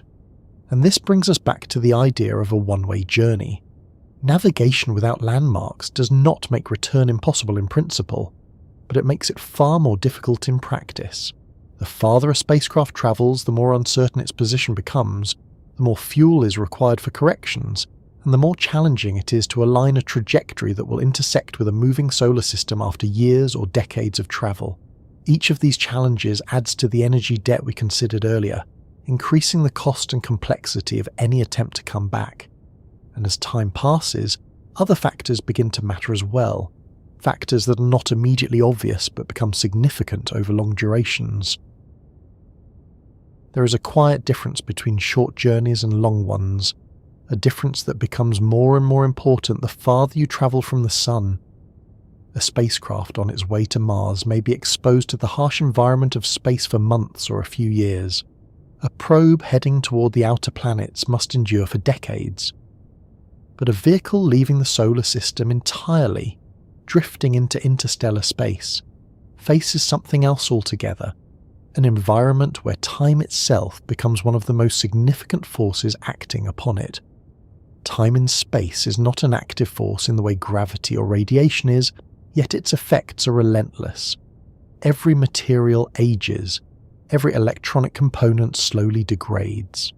Every protective coating erodes, not suddenly but gradually, in ways that may only become noticeable after years or decades have passed. And in deep space, far from any possibility of repair or replacement, these slow changes accumulate without interruption. Radiation plays a central role in this process. Within the heliosphere, the sun's magnetic field and solar wind provide a certain level of shielding from the highest energy cosmic rays. It is not perfect protection, but it reduces the intensity of the radiation environment compared with the space between stars. Once a spacecraft crosses that distant boundary, it enters a region where cosmic rays are more abundant and more energetic. These particles are not like the radiation encountered on Earth, where the atmosphere absorbs most high-energy particles before they reach the ground. Cosmic rays can carry energy so high that they pass through shielding and into the materials and electronics of a spacecraft, knocking atoms out of place, creating defects in semiconductors, and gradually weakening structures at the microscopic level. At first, these effects may be subtle. A sensor becomes slightly less sensitive. A circuit occasionally produces a transient error. A memory chip develops a fault that must be corrected by onboard systems. Modern spacecraft are designed with redundancy and error-correcting mechanisms to handle such problems, but these solutions are not infinite. Over very long periods, the cumulative damage can exceed the capacity of protective measures. There is also a form of radiation damage that is less obvious, but equally significant. Polymers and insulating materials, which are used extensively in spacecraft construction, can become brittle after prolonged exposure to high-energy particles. Thermal blankets, cable insulation, and seals may crack or lose flexibility, creating vulnerabilities that were not present at launch. Even metals, which seem solid and unchanging, are affected by radiation and temperature extremes. Microscopic changes in crystal structure can alter mechanical properties over time. The effects are slow and often difficult to predict precisely, but they are real, and they become more significant as the years pass. Temperature too plays its part in the slow unravelling of machinery. In deep space, a spacecraft experiences cycles of heating and cooling as it rotates or as its systems operate intermittently. These temperature changes cause materials to expand and contract, creating stresses that can lead to fatigue. Over thousands of cycles, tiny cracks may form, growing gradually until they affect structural integrity or electrical connections. On Earth, machines are maintained and repaired. Parts are replaced, lubrication is renewed, and wear is managed.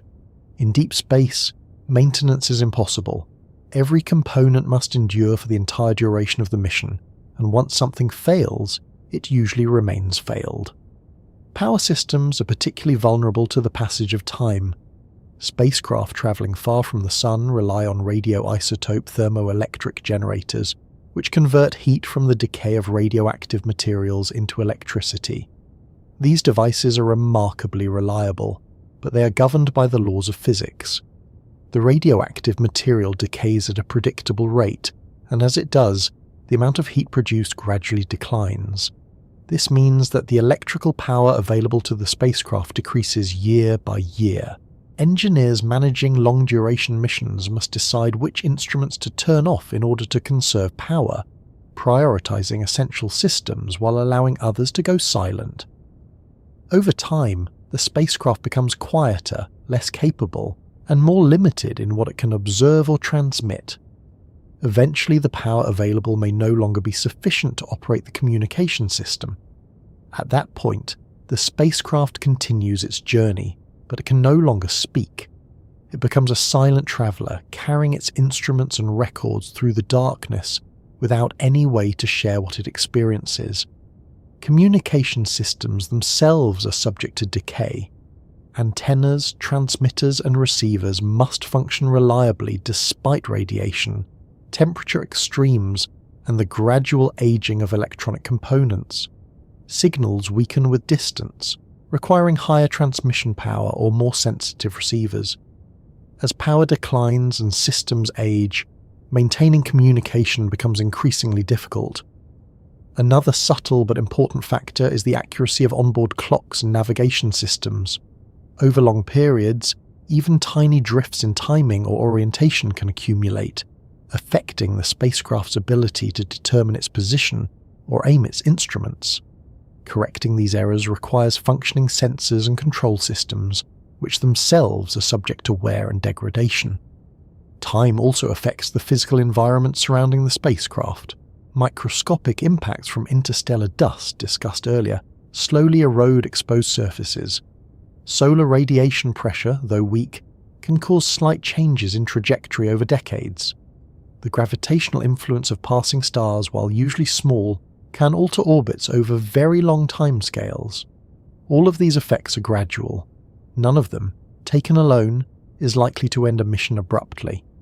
But together, they create a steady decline in capability, a slow unravelling that is as inevitable as the ticking of a clock.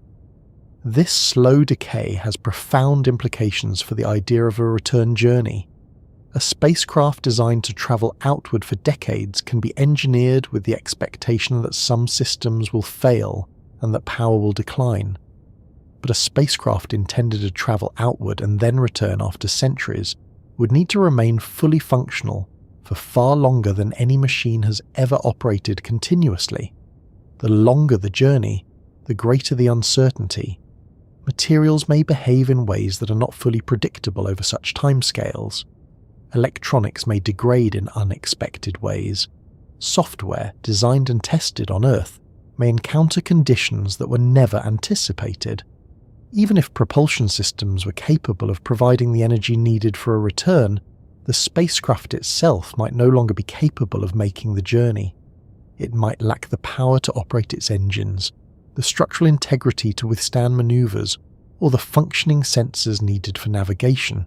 Time, in this sense, becomes a barrier as real as gravity or distance. It is not a wall, but a steady current, carrying everything forward and gradually wearing down even the most carefully designed machines. There is also a broader perspective to consider. Human technology evolves rapidly. The spacecraft we build today are far more capable than those of a few decades ago. A mission lasting centuries would almost certainly outlast the technological context in which it was created. By the time such a spacecraft returned, if it ever did, the civilization that launched it might have changed beyond recognition. This thought adds a philosophical dimension to the idea of one-way journeys. The farther you travel in space, the farther you travel in time as well, not only in terms of the duration of the journey, but in terms of the changes that occur at home while you are away. At the beginning of any space mission, communication feels immediate and reassuring. Signals travel from Earth to a spacecraft in seconds or minutes, depending on distance, and engineers watch streams of data in near real time. Commands are sent, responses are received, and the spacecraft feels like an extension of human presence, a distant but still connected instrument carrying our senses outward. Even journeys to the moon, which lies hundreds of thousands of kilometers away, maintain this sense of closeness. Radio signals take just over a second to make the round trip, a delay so small that it barely interrupts the rhythm of communication. The spacecraft may be far away in physical terms, but in terms of conversation, it is still almost here. As missions venture farther, that rhythm begins to stretch. When a spacecraft is orbiting Mars, the delay can range from several minutes to more than 20 minutes one way, depending on the relative positions of Earth and Mars in their orbits. Conversations are no longer possible. Instructions must be sent and then patiently awaited, and responses arrive long after the question has been asked. Engineers adapt to this. They plan carefully, anticipating problems and programming spacecraft to operate autonomously when immediate guidance is impossible. The delay becomes part of the routine, an accepted feature of deep space exploration. But the farther a spacecraft travels, the more that delay grows. Signals travel at the speed of light, which is incredibly fast, but even light takes time to cross the immense distances of the solar system. A signal from Jupiter takes tens of minutes to reach Earth. From Saturn, more than an hour. From the outermost planets, several hours may pass before a message arrives. And then there are the spacecraft that have travelled beyond the planets, into the outer reaches of the heliosphere and beyond. For them, the delay stretches to many hours, then more than a day for a round trip. A command sent from Earth may not be received until the following day, and the confirmation of its execution may not arrive until the day after that. At this point, communication begins to feel less like conversation and more like correspondence. It is as if letters are being exchanged across a vast ocean, each one taking days to arrive, each reply requiring patience. Distance also weakens the signal itself. Radio waves spread out as they travel, becoming fainter and fainter. By the time a signal from a distant spacecraft reaches Earth, it may be barely distinguishable from background noise, detected only by the most sensitive antennas and the most careful processing. The Deep Space Network, a collection of large radio antennas located around the world, exists in part to handle this challenge.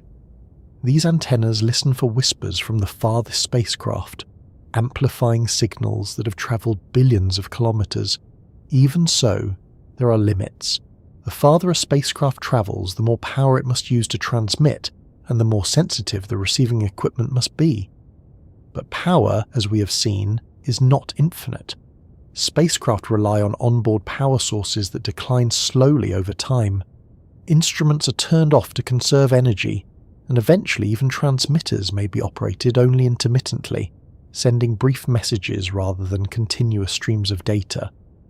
At some distance, the signal becomes too weak to detect reliably. Communication ends, not because the spacecraft has stopped working, but because the gulf between it and Earth has grown too great for its fading voice to cross.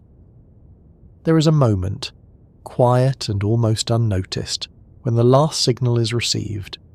Engineers note the time, analyse the data, and realise that no further messages are likely to arrive. The spacecraft continues on its path, but the connection is gone. From that point onward, it travels alone. This gradual fading of communication has a deeper significance than might appear at first. Communication is not only a technical process, it is also a link between places, a way of maintaining connection across distance. As long as signals are exchanged, a spacecraft remains, in a sense, part of the human world. It sends information, receives instructions, participates in a shared endeavour. When communication ends, that connection becomes symbolic rather than practical. The spacecraft is still there, still moving, but it is no longer part of an ongoing conversation. It becomes more like a message in a bottle, drifting across an ocean without any certainty that it will ever be found. There is also the matter of navigation and control. Within the inner solar system, spacecraft depend on communication with Earth for precise tracking and course corrections. Engineers measure tiny changes in the frequency and timing of radio signals to determine velocity and position with extraordinary accuracy.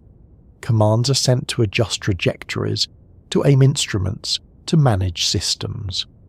Without communication, those adjustments become impossible. A spacecraft must rely entirely on its onboard programming, following a path determined long ago. If unexpected conditions arise, there may be no way to respond. This autonomy is manageable for missions designed to operate in a predictable environment, but over very long periods, uncertainty grows. Tiny deviations in trajectory, once easily corrected, accumulate. The spacecraft drifts, not dramatically, but enough that returning to a specific location becomes increasingly difficult. Communication delay also affects the experience of time itself. For missions lasting decades, the people who designed and launched a spacecraft may retire or pass away before its journey is complete. New generations of engineers take over, learning to operate systems built long before they entered the field. If a mission were to last centuries, the cultural and technological context on Earth might change entirely. Languages evolve, scientific priorities shift, and the meaning of the mission itself may be reinterpreted by those who inherit it. A return journey, if it were possible, would not simply be a physical reunion but a temporal one, bridging vast stretches of time as well as space. The world to which a spacecraft returned might be profoundly different from the one it left. There is another, more subtle aspect of communication delay that is easy to overlook. When signals take years to travel, the idea of real-time awareness disappears. A spacecraft halfway to the nearest star would be sending information about conditions that existed years earlier. By the time the data arrived, those conditions would already be in the past. In a sense, communication across such distances becomes a form of archaeology, a study of events that have already receded into history by the time they are observed. This temporal separation reinforces the sense of distance. The spacecraft is not only far away in space, but also separated in time. Its present inaccessible, its past arriving slowly in fragments of data. All of this contributes to the quiet realization that leaving the solar system is not just a physical departure, but a gradual fading of connection. The farther a spacecraft travels, the longer it takes to speak, the weaker its voice becomes, and the more difficult it is to maintain any meaningful exchange. Eventually, Earth becomes less a place of interaction and more a point of origin, a memory embedded in the spacecraft's records and programming. The signals that once linked it to its creators fall silent, and the journey continues without witness. One of the quiet assumptions behind most journeys on Earth is that resources can be replenished along the way. A car runs low on fuel, and there is a station ahead. An aircraft crosses an ocean, and another airport waits at the far shore. Even ships that once sailed for months carried the expectation that land, supplies, and repair would eventually be found. Travel, in that sense, has always been part of a network, a chain of places where a traveller can pause, recover, and continue. Deep space offers nothing like this. Once a spacecraft leaves Earth, every drop of fuel, every spare component, every watt of energy it will ever use must already be aboard. There are no depots orbiting distant planets, no drifting reservoirs of propellant waiting to be collected, no workshops where damaged systems can be repaired. The farther a spacecraft travels, the more absolute this isolation becomes. It is not merely a matter of inconvenience. The absence of refueling stations changes the nature of the journey itself. It means that decisions made at launch determine the limits of the mission decades later. It means that turning back is not simply a matter of choosing to do so, but of having the means to do so, and those means must have been carried from the beginning. Fuel, as we have seen, is heavy. Carrying enough to accelerate a spacecraft to high speed is already a formidable challenge. Carrying enough to accelerate, decelerate, reverse course, and then decelerate again multiplies that challenge many times over. Each kilogram of fuel needed for the return must be accelerated during departure, which requires still more fuel, and the cycle continues until the requirements become impractical. Within the inner solar system, there are ways to reduce these demands. Spacecraft can use gravity assists, borrowing energy from planets to change speed and direction without expending fuel. They can plan trajectories that take advantage of orbital mechanics, arriving at their destinations with minimal propulsion. But these techniques depend on the presence of massive bodies in predictable orbits, and beyond the region of the planets, such opportunities vanish. Imagine a spacecraft far beyond Neptune, drifting through the scattered outskirts of the solar system. There are no planets nearby, no strong gravitational fields to provide assistance. The spacecraft moves by inertia alone, coasting through darkness. If it wishes to change course or slow down, it must rely entirely on its own engines and whatever propellant remains in its tanks. And those tanks are finite. This finiteness creates a kind of quiet finality. Every maneuver must be weighed carefully, every correction planned with the knowledge that fuel once spent cannot be replaced. Engineers often speak of propellant budgets, careful accounting of how much fuel remains and how it must be used. For long-duration missions, conserving fuel becomes as important as conserving power or protecting instruments. There is also the matter of redundancy. Spacecraft are designed with backup systems to handle failures, but redundancy adds mass, and mass requires more fuel to launch.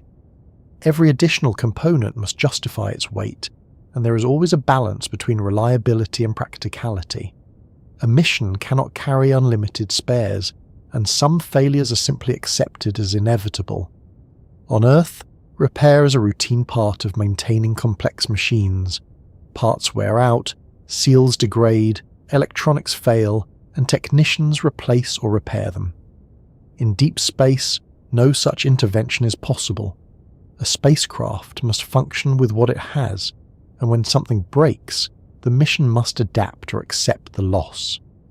This reality shapes how missions are designed. Instruments are chosen not only for their scientific value, but also for their durability. Systems are tested to withstand radiation, extreme temperatures, and years of operation. Even so, time and environment take their toll. Components age, lubricants evaporate, and materials slowly change under conditions that cannot be perfectly replicated on Earth. Energy supplies impose another form of limitation. Far from the sun, solar panels become ineffective, and spacecraft rely on power sources that decline gradually over time. As power decreases, instruments are turned off, heaters are reduced, and communication becomes less frequent. The spacecraft continues its journey, but its capabilities shrink, like a traveller shedding possessions to lighten the load. If refueling or resupply were possible, some of these limitations could be managed. A spacecraft could replenish propellant, replace worn components, and restore power systems. But in the emptiness between stars, such infrastructure does not exist, and building it would require an effort far beyond our current capabilities. There have been proposals for future technologies that might change this picture. Some researchers have imagined spacecraft that could collect and use interstellar hydrogen as fuel, using vast magnetic fields to funnel particles into fusion reactors. Others have considered the possibility of constructing fuel depots in space, supplied by materials mined from asteroids or the moons of outer planets.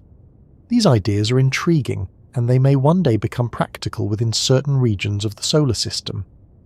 But extending such infrastructure into interstellar space would be an undertaking of immense scale, requiring resources and coordination far beyond anything humanity has yet achieved.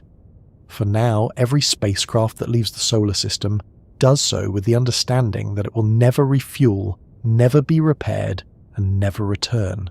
This understanding is not viewed as a failure or a limitation, but as a design choice, an acceptance of reality.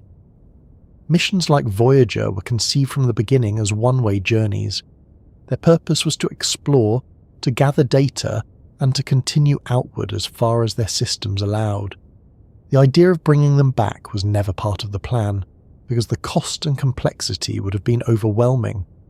There is something quietly poetic about that decision, though not in a dramatic or sentimental sense. It reflects a practical recognition that some journeys are meant to be outward, that exploration sometimes means letting go rather than returning. The absence of refueling stations also affects how we think about human travel beyond the solar system. A crewed spacecraft would require not only propulsion and fuel, but also food, water, air, and protection from radiation for years or decades. Recycling systems could extend supplies, but they would need to operate flawlessly for the entire duration of the mission. Any failure in life support systems would be critical, and without the possibility of resupply, there would be little margin for error. Even if propulsion technology advanced to the point where interstellar travel became feasible, the the challenge of sustaining human life for such journeys would remain formidable. A return trip would double those requirements, increasing the mass and complexity of the spacecraft and making the mission even more demanding. This is why many serious proposals for interstellar exploration focus on robotic probes rather than human crews. Machines can endure conditions that would be intolerable for people, and they do not require air, food, or protection from psychological isolation. Even so, the limits of fuel, power, and reliability still apply. There is also a deeper perspective to consider, one that emerges when thinking about time as well as distance. A spacecraft travelling for centuries or millennia becomes, in a sense, detached from the civilization that launched it. Languages change, cultures evolve, and scientific priorities shift. The world that built the spacecraft may no longer exist in the same form by the time it reaches its destination, let alone if it were to attempt to return. In that sense, the absence of refueling stations is not only a practical limitation, but also a symbol of the separation that occurs during such journeys. The farther a spacecraft travels, the more it becomes a relic of its origin, carrying with it a snapshot of a particular moment in human history.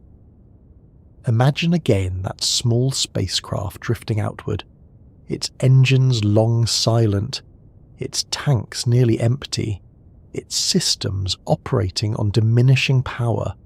It has everything it will ever have, nothing more, nothing less. Every maneuver, every transmission, every observation must be made within the limits set at the moment of launch. There is a quiet discipline in that constraint. It requires careful planning, precise execution, and a willingness to accept that some possibilities must be left behind. The spacecraft cannot turn back simply because it wishes to. It cannot seek shelter or replenishment. It can only continue forward, following the trajectory determined by physics and the decisions made long ago. And as it continues, the distance between it and the solar system grows not only in kilometers, but in opportunity. The chance to refuel, to repair, to return fades steadily until it becomes so remote that it is no longer considered at all. There is another factor that quietly shapes the possibility of leaving the solar system and coming back, and it is not a limitation of fuel or machinery, nor a hazard of radiation or distance. It is woven into the structure of the universe itself. Time does not pass in exactly the same way for everything, and when motion becomes fast enough and distance is large enough, the differences begin to matter. In everyday life, time feels steady and uniform. A second is a second, whether you are walking, sitting, or riding in a car. Clocks tick at the same rate, and the passage of minutes and hours feels consistent enough that we rarely question it. This constancy is so familiar that it seems like an unquestionable feature of reality. But physics has revealed that time is more flexible than our senses suggest. The faster an object moves, the more slowly time passes for it, relative to something at rest. This effect, known as time dilation, becomes noticeable only at very high speeds, speeds approaching a significant fraction of the speed of light. At the velocities of everyday travel, the difference is far too small to detect without extremely precise instruments. Yet even though the effect is tiny at low speeds, it is real, and it has been measured many times. Atomic clocks carried on fast aircraft or satellites run slightly slower than identical clocks on the ground. The global positioning system must account for these differences, adjusting satellite clocks so that navigation remains accurate. Without corrections for relativity, GPS would quickly become unreliable. In the context of leaving the solar system, these effects are usually small because current spacecraft travel far below relativistic speeds. Voyager 1, for example, moves at about 17 kilometers per second relative to the Sun, which is only a tiny fraction of the speed of light. At that speed, time dilation is negligible. But when we consider the idea of travelling far beyond the solar system, especially journeys to nearby stars that might require much higher velocities, relativity begins to play a more significant role. And even before reaching those extreme speeds, time itself becomes an important factor in another way, not because it flows differently, but because so much of it passes during the journey. A spacecraft travelling outward for decades or centuries experiences time in a straightforward way. Its onboard clocks tick normally, its systems age normally, and its journey unfolds moment by moment.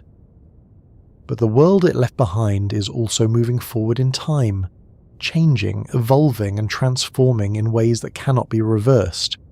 This creates a kind of separation that goes beyond distance. Even if a spacecraft could return physically, it could not return to the same moment in history. The Earth it left would no longer exist in the same state.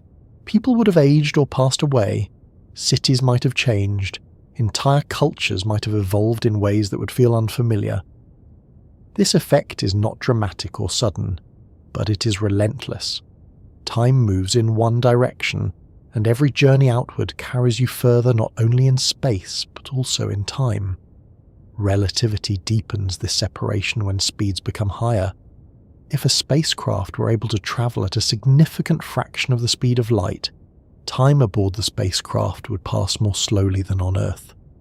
This is not science fiction, but a well-tested consequence of Einstein's theory of special relativity. Imagine, for example, a spacecraft travelling at half the speed of light to a distant destination. From the perspective of observers on Earth, the journey might take many years, but for the travellers aboard the spacecraft, less time would pass. Their clocks would run more slowly relative to those on Earth. At even higher speeds, the effect becomes more pronounced. A journey that takes decades on Earth might feel like only a few years to those on board. This might sound like an advantage, a way of making long journeys more manageable. But relativity introduces a complication when it comes to returning. The faster you travel, the greater the difference in elapsed time between you and the place you left. A round trip at relativistic speeds could mean that travellers return to an Earth that has aged far more than they have, perhaps by centuries.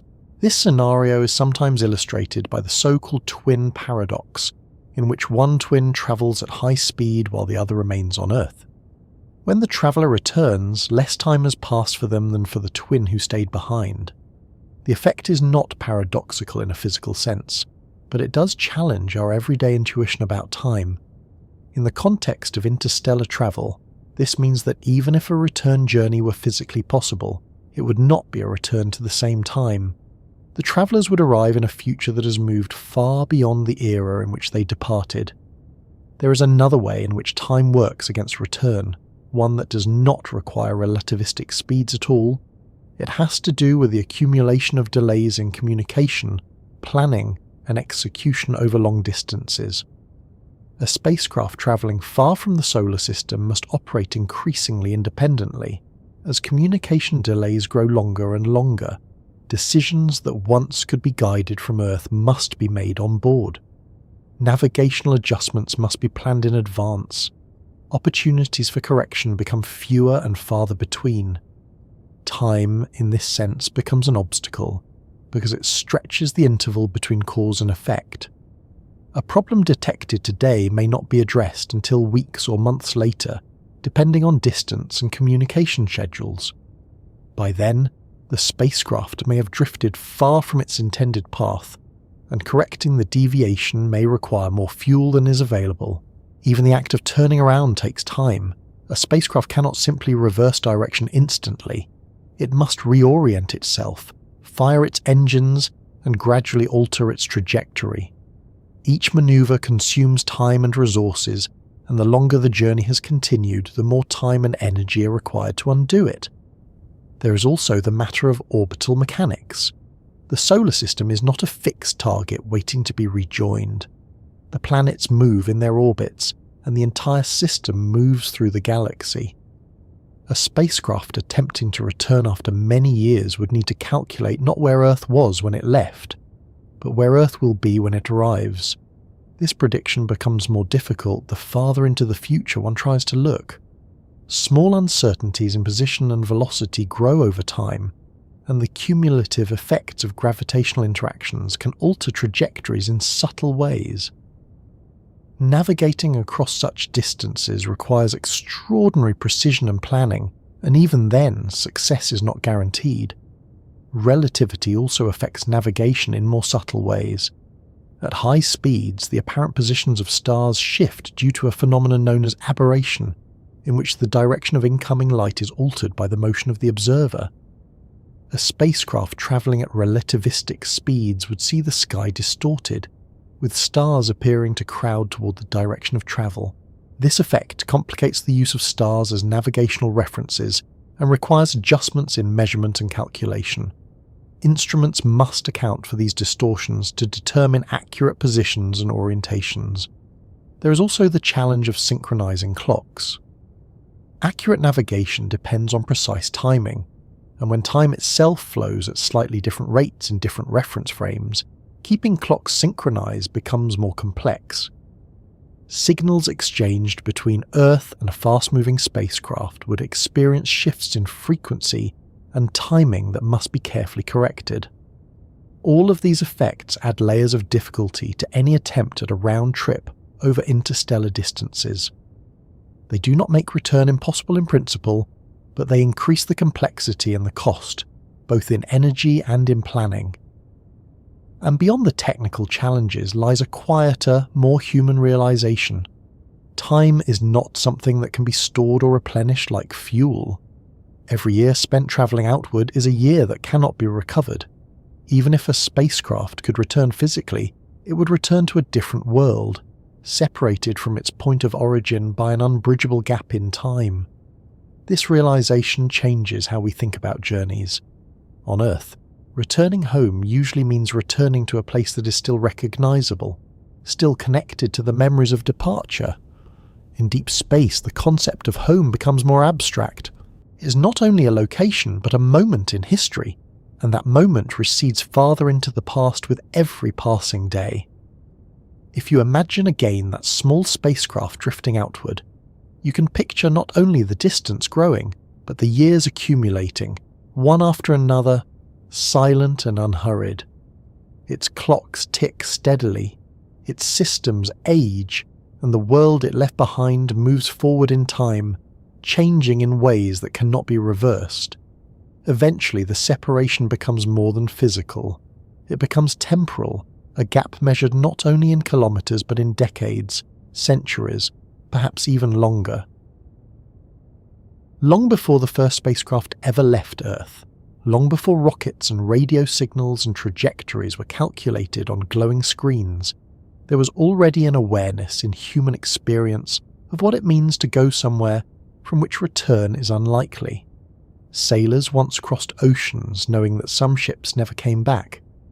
Explorers walked into deserts and polar regions carrying the quiet understanding that distance and isolation could become permanent. Even migrations throughout history often meant leaving behind familiar landscapes and accepting that the place called home would never again be seen. Yet leaving the solar system carries a different kind of weight, one that is not only physical but psychological. It is not simply travelling far away. It is departing from the shared environment in which every human life has unfolded, the sun that has risen over every civilization, the sky that has framed every story, every memory, every moment of history. That realization does not arrive all at once. It grows gradually, much like distance itself. At first, leaving Earth might feel like an extension of journeys already made. Astronauts orbiting the planet still see continents, oceans, and clouds passing beneath them. They watch sunrises sweep across the horizon in minutes instead of hours. Earth remains close, visually and emotionally, a constant presence filling the sky. Travelling to the moon changes that perspective, but only slightly. The Earth becomes a sphere suspended in darkness, small enough to fit within a window, yet still unmistakably detailed. Oceans and weather systems are visible. The colours of land and water remain familiar. Communication is still possible in near real time. The sense of connection persists. But as distance increases, something subtle begins to change.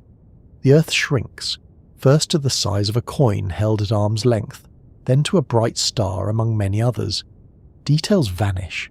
The continents and oceans disappear into a single point of light, and eventually even that point becomes difficult to distinguish from the background of stars without instruments.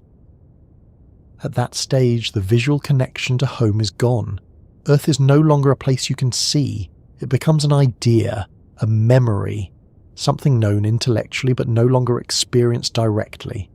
This shift has a psychological dimension that is difficult to measure but easy to imagine.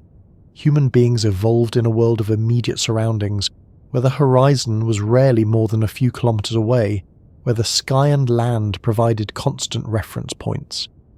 Even in modern cities, the environment remains filled with familiar cues: buildings, streets, trees, the sound of wind, the presence of other people.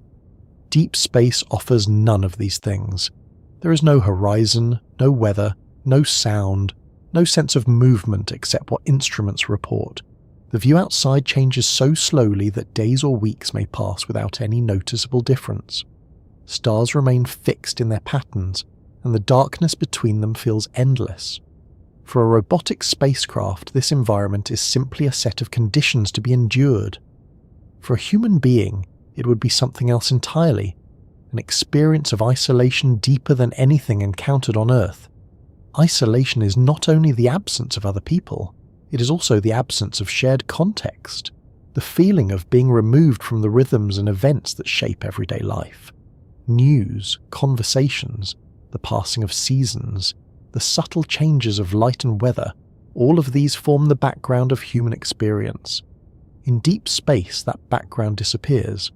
Communication delays, as we have already considered, add to this separation. Messages take longer and longer to arrive, and replies take longer still. Conversations become exchanges of recorded thoughts rather than real-time dialogue. The sense of immediacy fades, replaced by a kind of quiet distance that grows with every passing day. There is also the awareness that help is not coming. On Earth, even in remote regions, there is usually some possibility of rescue or support. A stranded ship can send a distress signal. An aircraft in trouble can call for assistance. Even in the most isolated environments, there remains a sense that the wider world is still within reach. In deep space, that sense disappears. A spacecraft millions or billions of kilometers from Earth is entirely on its own. Any problem must be solved with the resources available on board, and some problems cannot be solved at all. This knowledge changes how one thinks about risk and safety. It creates a different relationship with uncertainty, one that requires acceptance rather than expectation of intervention. Another psychological aspect of leaving the solar system is the gradual fading of shared time. On Earth, people live within a common temporal framework. Days and nights follow the same rhythm. Holidays, events, and cultural moments occur simultaneously for millions of people. Even those living far apart remain connected by a shared calendar and a shared sense of time passing. Far from Earth, that shared rhythm disappears. A spacecraft does not experience sunrise and sunset in the same way. Its internal clocks may mark the passage of hours and days, but those markers are arbitrary, disconnected from the natural cycles that have shaped human perception of time for thousands of years. Over long journeys, this disconnection could become profound. The passage of time would be measured not by seasons or changing light, but by the quiet ticking of instruments, by scheduled system checks, by the slow progression of a mission timeline that stretches far into the future. There is also the awareness that the world left behind continues to change. People age, societies evolve, discoveries are made, and history moves forward. The farther one travels, the greater the gap between the traveller's experience and the life unfolding on Earth. This gap is not only physical but emotional. Relationships, memories, and cultural references gradually lose their immediacy. The traveller becomes, in a sense, a visitor from another time, carrying with them a snapshot of the past while the present moves on without them. In the case of robotic spacecraft, this separation is symbolic rather than personal. But even then, there is a human tendency to project meaning onto these machines, to see them as emissaries carrying a part of our civilization into the darkness. When a spacecraft like Voyager sends back its final signal, there is often a quiet sense of farewell, not because the machine itself feels anything, but because it represents a connection that has ended. The idea of a one-way door captures this feeling well. A door that closes behind you is not merely a physical barrier. It marks a transition, a point beyond which returning becomes increasingly difficult, then impractical, and finally impossible. Leaving the solar system is such a transition. At first, the door is still open. Turning back would be possible, though costly. A little farther on, it becomes harder. Eventually, the distance, the energy required, and the passage of time combine to close the door entirely. What makes this psychologically significant is the awareness of that closure. Knowing that a journey is one way changes how it is experienced. Each kilometre travelled outward is not only a step into new territory, but also a step away from everything familiar. There's also a broader perspective to consider. Humanity as a whole has always lived under the same sun, within the same gravitational domain, surrounded by the same planets and stars. Leaving the solar system would mean becoming, in a literal sense, separate from that shared environment. It would be like leaving not just a country or a planet, but an entire chapter of existence, stepping into a new context where the reference points of human history no longer apply. This does not mean that such journeys are undesirable or futile. Exploration has always involved leaving familiar boundaries behind, but it does mean that the psychological dimension of interstellar travel is as real as the physical one. Understanding this helps explain why missions that leave the solar system are often framed not as round trips, but as voyages of discovery, outward journeys that accept the finality of distance rather than attempting to overcome it. Long before any spacecraft crossed the boundary of the heliosphere, long before the faint whisper of a signal arrived from beyond the outer planets, there was a moment when a small group of people sat together and thought about the future in a very unusual way. They were not thinking about years or decades. They were thinking about thousands of years, perhaps millions, about the possibility that something built by human hands might outlast the civilizations that created it and continue drifting through the galaxy long after its makers were gone. That thought led to a remarkable decision. If a spacecraft was going to leave the solar system and never return, then perhaps it should carry something more than instruments and transmitters. Perhaps it should carry a message. The spacecraft that would bear this message were the Voyager probes, launched in 1977, at a time when much of modern computing was still in its infancy, when the internet did not yet exist, and when the idea of reaching interstellar space was still largely theoretical. These spacecraft were designed to explore the outer planets, to send back images and measurements that would deepen our understanding of the solar system. But from the beginning, there was also an awareness that their journeys would not end there. After completing their planetary encounters, they would continue outward, following trajectories that would carry them beyond the sun's gravitational domain. And so the question arose, if these spacecraft would travel for tens of thousands of years, perhaps longer than any human structure had ever endured, what should they carry with them?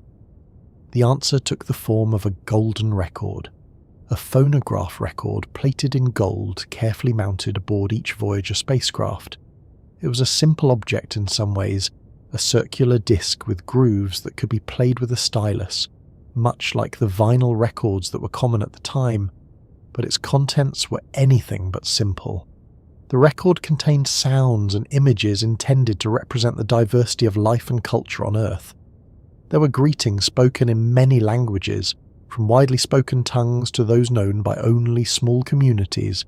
There were recordings of natural sounds, wind, thunder, waves, birds, and the rhythmic beating of a human heart. There was music, a selection that ranged across cultures and centuries, from classical compositions to traditional songs and modern pieces. There were also images encoded in analog form, pictures of landscapes, animals, plants, and people, along with diagrams explaining basic scientific concepts and the structure of DNA. Even the location of the solar system was included, encoded in a way that might be understood by any civilization capable of finding and examining the record. What is striking about this effort is not only the care that went into selecting the contents, but also the understanding that the record was unlikely ever to be found. The vastness of interstellar space makes encounters between objects exceedingly rare. The Voyager spacecraft are tiny, far smaller than a grain of sand on the scale of the galaxy, and the probability that they will be discovered by another civilization is extremely small. And yet the record was created anyway. There is something deeply human in that gesture, the desire to leave a trace, to send a greeting into the unknown even when the chances of reply are almost non-existent. It reflects a kind of quiet optimism, not the expectation that someone will answer, but the belief that the act of reaching out has value in itself. The creation of the golden record also reveals an awareness of the one-way nature of the journey. No one planned to retrieve it. No one expected the Voyagers to return. From the moment they were launched, it was understood that they would travel outward until their power supplies failed and their signals faded into silence. In that sense, the record is not only a message to hypothetical distant listeners, but also a message to the future, a reminder of what humanity was like at a particular moment in history. It is a snapshot of a world in the late 20th century, preserved in metal and carried into the darkness. The spacecraft themselves are remarkable examples of engineering designed for longevity.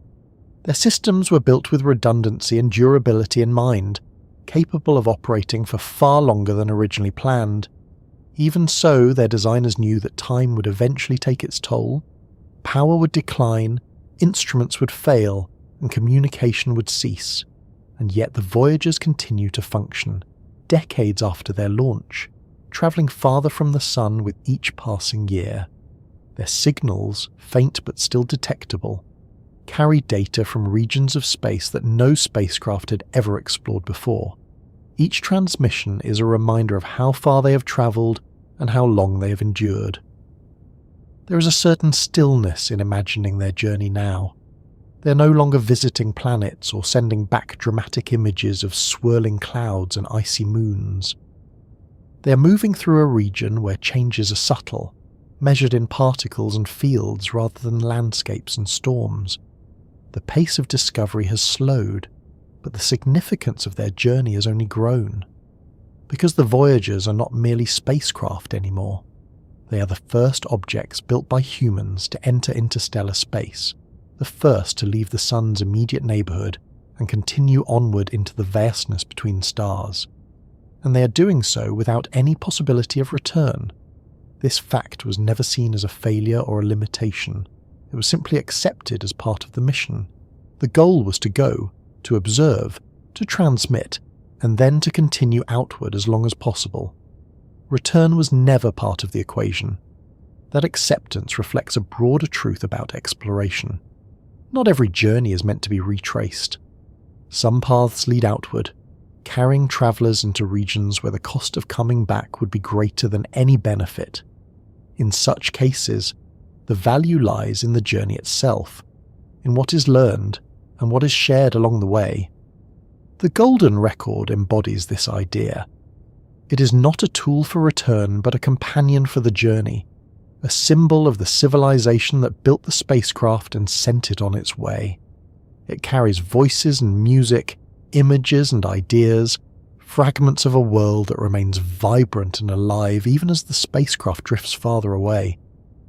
There is also something quietly profound about the materials chosen for the record.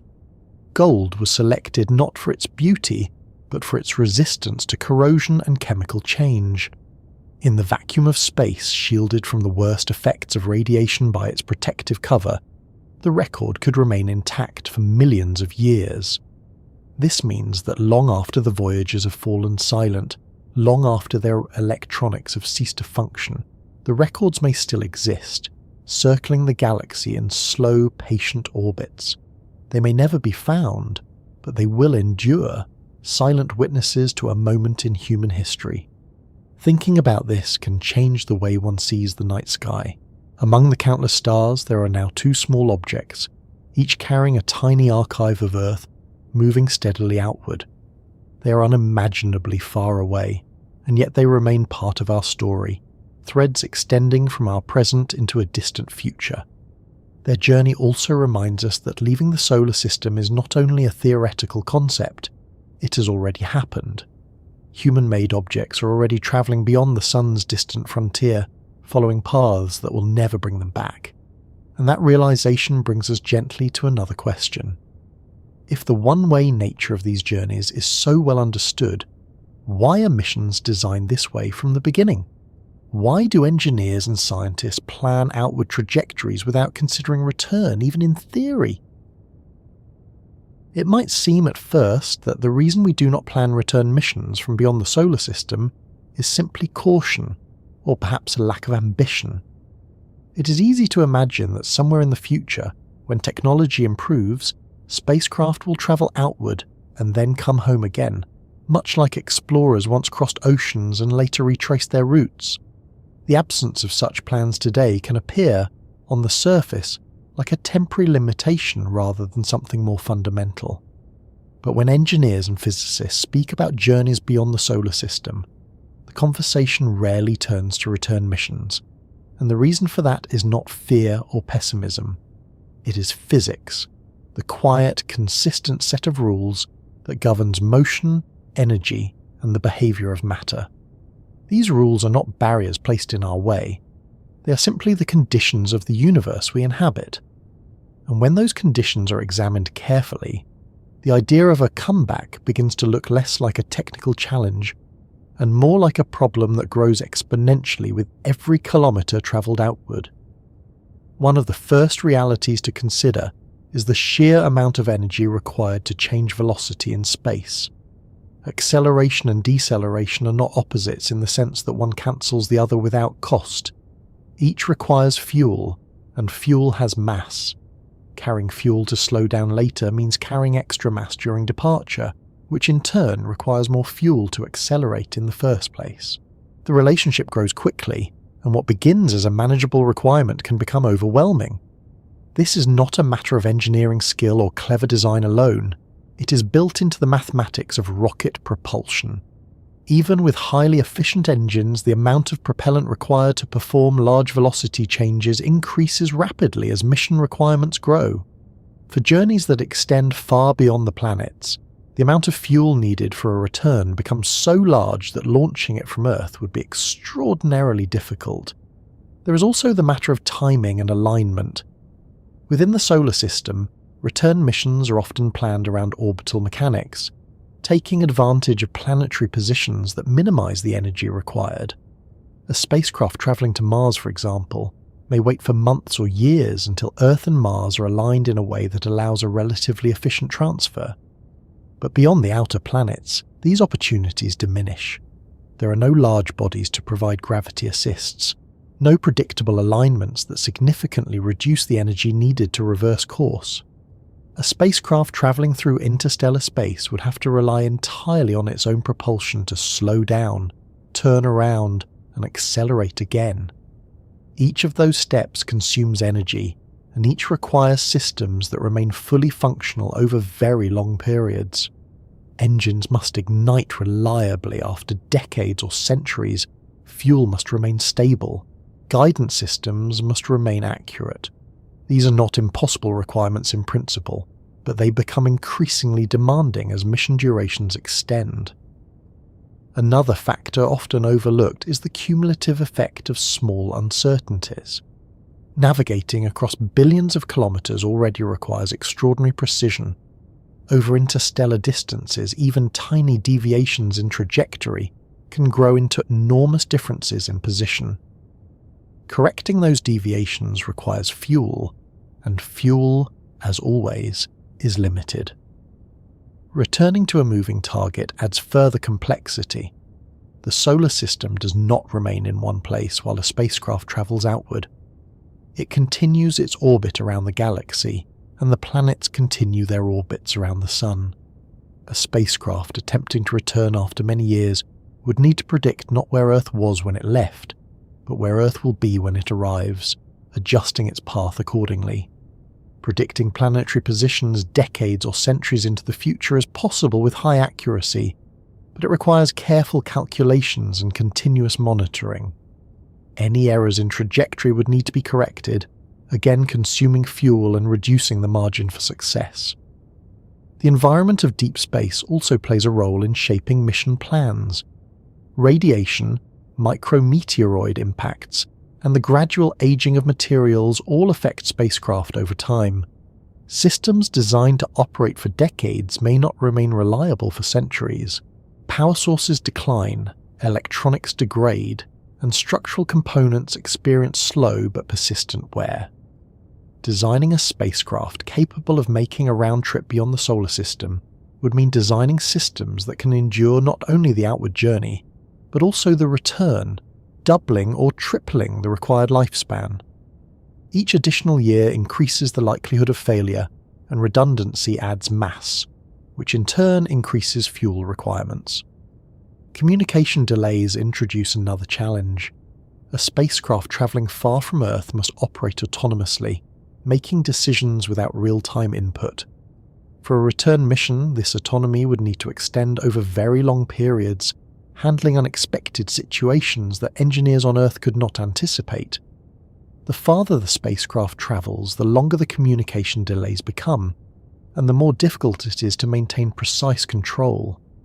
Commands sent from Earth might take years to arrive, and responses years more to return. This makes coordinated operations increasingly impractical, especially for complex maneuvers required to reverse course and navigate back through the solar system.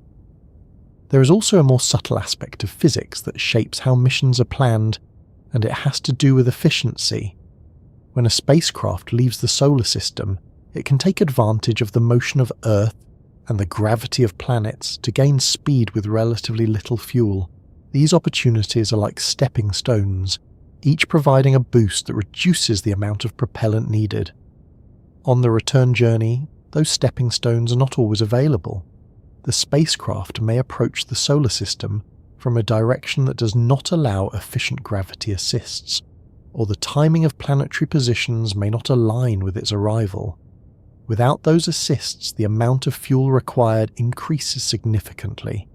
Even if advanced propulsion systems become available, the basic relationship between energy and velocity remains. Slowing down from high speed requires removing kinetic energy, and that energy must go somewhere, usually into exhaust expelled in the opposite direction.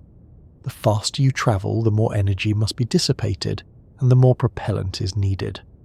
This is why many serious proposals for interstellar probes focus on one-way missions. It is far more practical to design a spacecraft that accelerates once and then coasts indefinitely than to design one capable of reversing course after travelling vast distances. There is also a philosophical dimension to this, though it arises naturally from practical considerations. Exploration does not always require return. Many of the most important discoveries in science have come from instruments and experiments that were never intended to come back. From deep-sea probes, to weather balloons, to spacecraft sent to distant planets. The value of a mission lies in what it learns and what it reveals, not necessarily in bringing the spacecraft home.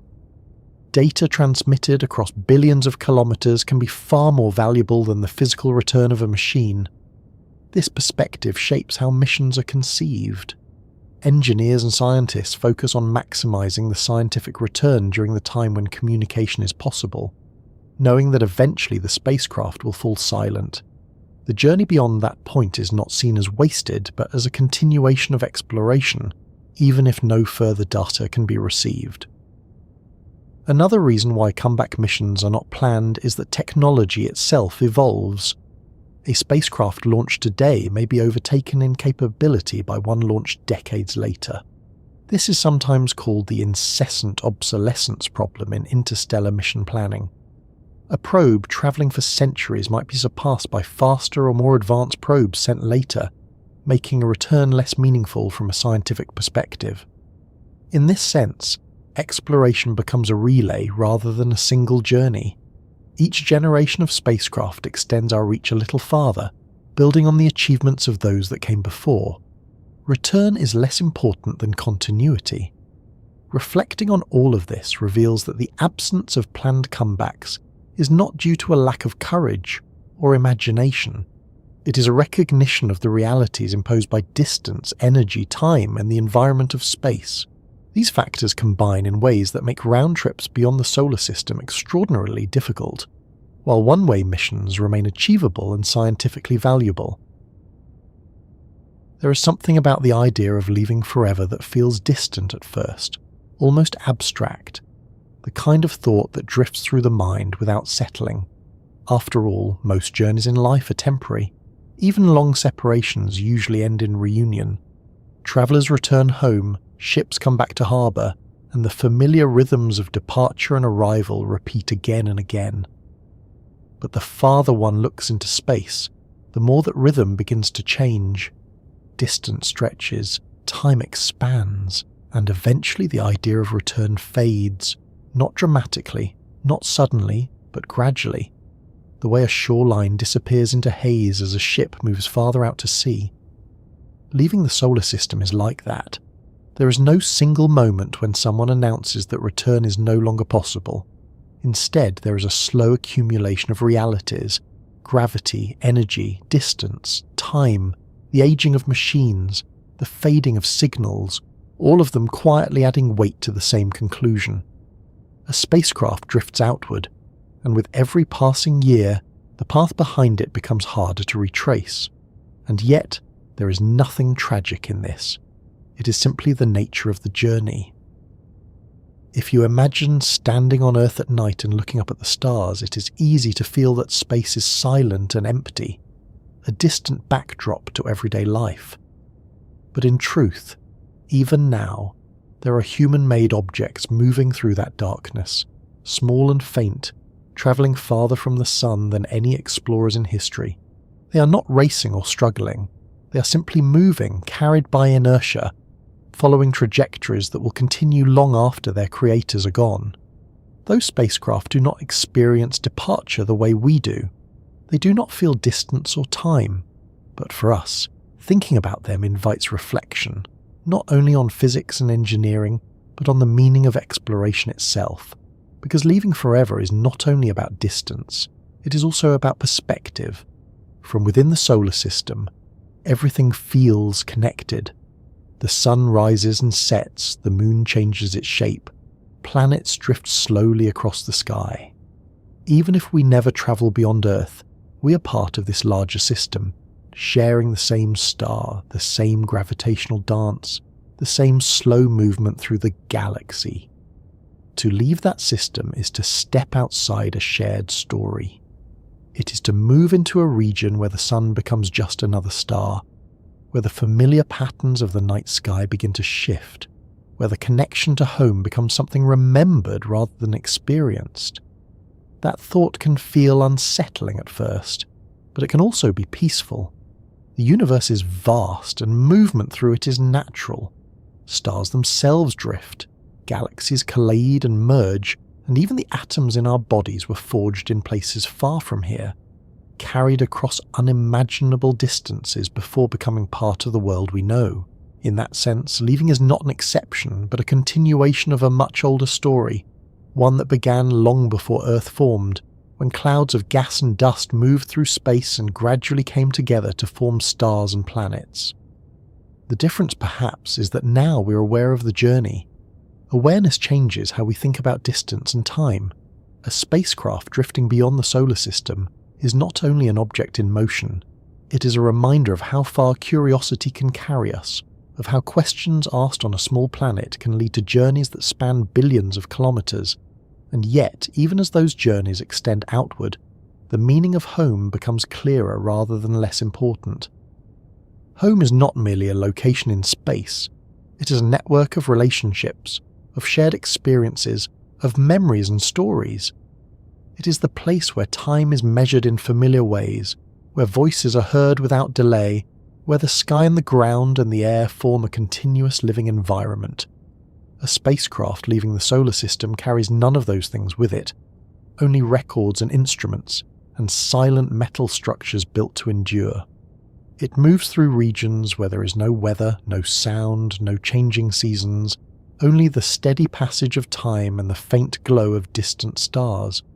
That contrast highlights something essential about exploration. The farther we look outward, the more we understand the rarity and fragility of the place we come from. Earth is not merely a point in space. It is a world of oceans and clouds, of forests and deserts, of countless forms of life sharing a thin layer of air warmed by a single star. Seen from afar, it is small, almost fragile, yet it contains everything we have ever known. Leaving that world, even in imagination, brings a new appreciation of its uniqueness. There is also a quieter realization that emerges when thinking about journeys without return. Not every path in life is meant to circle back. Some experiences once lived remain in the past.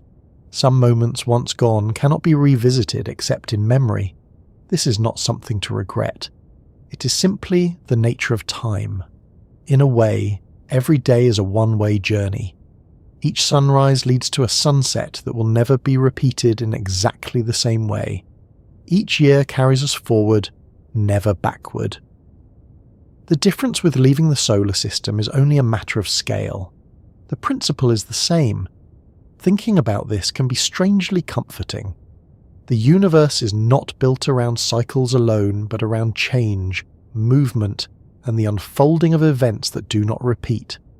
A spacecraft drifting outward embodies that idea in a very literal way. It moves forward, never retracing its path, carrying with it the marks of its origin, but not bound to return. And as it travels, the distance between it and the solar system grows so vast that even light takes years to bridge the gap. Messages, if they are still being sent, arrive as faint echoes of a past moment, snapshots of conditions that no longer exist by the time they are received. Eventually, even those echoes fade. The spacecraft falls silent, not because it has stopped moving, but because its voice has grown too faint to hear. And yet its journey continues. There is something deeply peaceful in that image, a silent traveller moving through the darkness, guided only by the laws of motion, carrying within it a small fragment of human history. It does not hurry, it does not struggle. It simply moves, year after year, century after century, a quiet witness to the vastness of the universe. Thinking about such journeys can also change how we see the night sky. The stars no longer appear as distant, unreachable points, but as destinations toward which paths already extend, however slowly. And at the same time, the solar system itself becomes more precious, not because it is the centre of the universe, but because it is the centre of our story, the place where consciousness arose and began to ask questions about the stars. Leaving it forever is not something to fear. It is simply one of the many ways in which the universe unfolds, one of the many paths along which matter and energy travel. For now, we remain here, on this small planet, under this familiar sky. The sun still rises each day, and the night still brings the stars. The journeys of distant spacecraft continue quietly, far beyond sight, reminding us that exploration does not always mean return, and that sometimes the value of a journey lies in the path itself rather than the destination. If you're listening to this now, perhaps lying comfortably, perhaps letting your thoughts drift, you might imagine those silent travellers moving steadily outward, their paths stretching into the darkness, unhurried, unending. And in that image, there is no urgency, no sense of loss, only a gentle awareness of scale, of distance, of time flowing forward as it always does. The universe is vast, but it is also calm in its own way, patient beyond measure, allowing journeys to unfold over thousands or millions of years without haste. And here, on Earth, in this quiet moment, you are part of that same universe, sharing the same starlight, the same slow movement through space, the same steady passage of time. So as the night deepens and the world grows still, you can let that thought settle. The idea that everything moves, everything changes, and that even the longest journeys begin in moments as quiet as this one, when the mind is calm and the sky above is full of distant silent stars.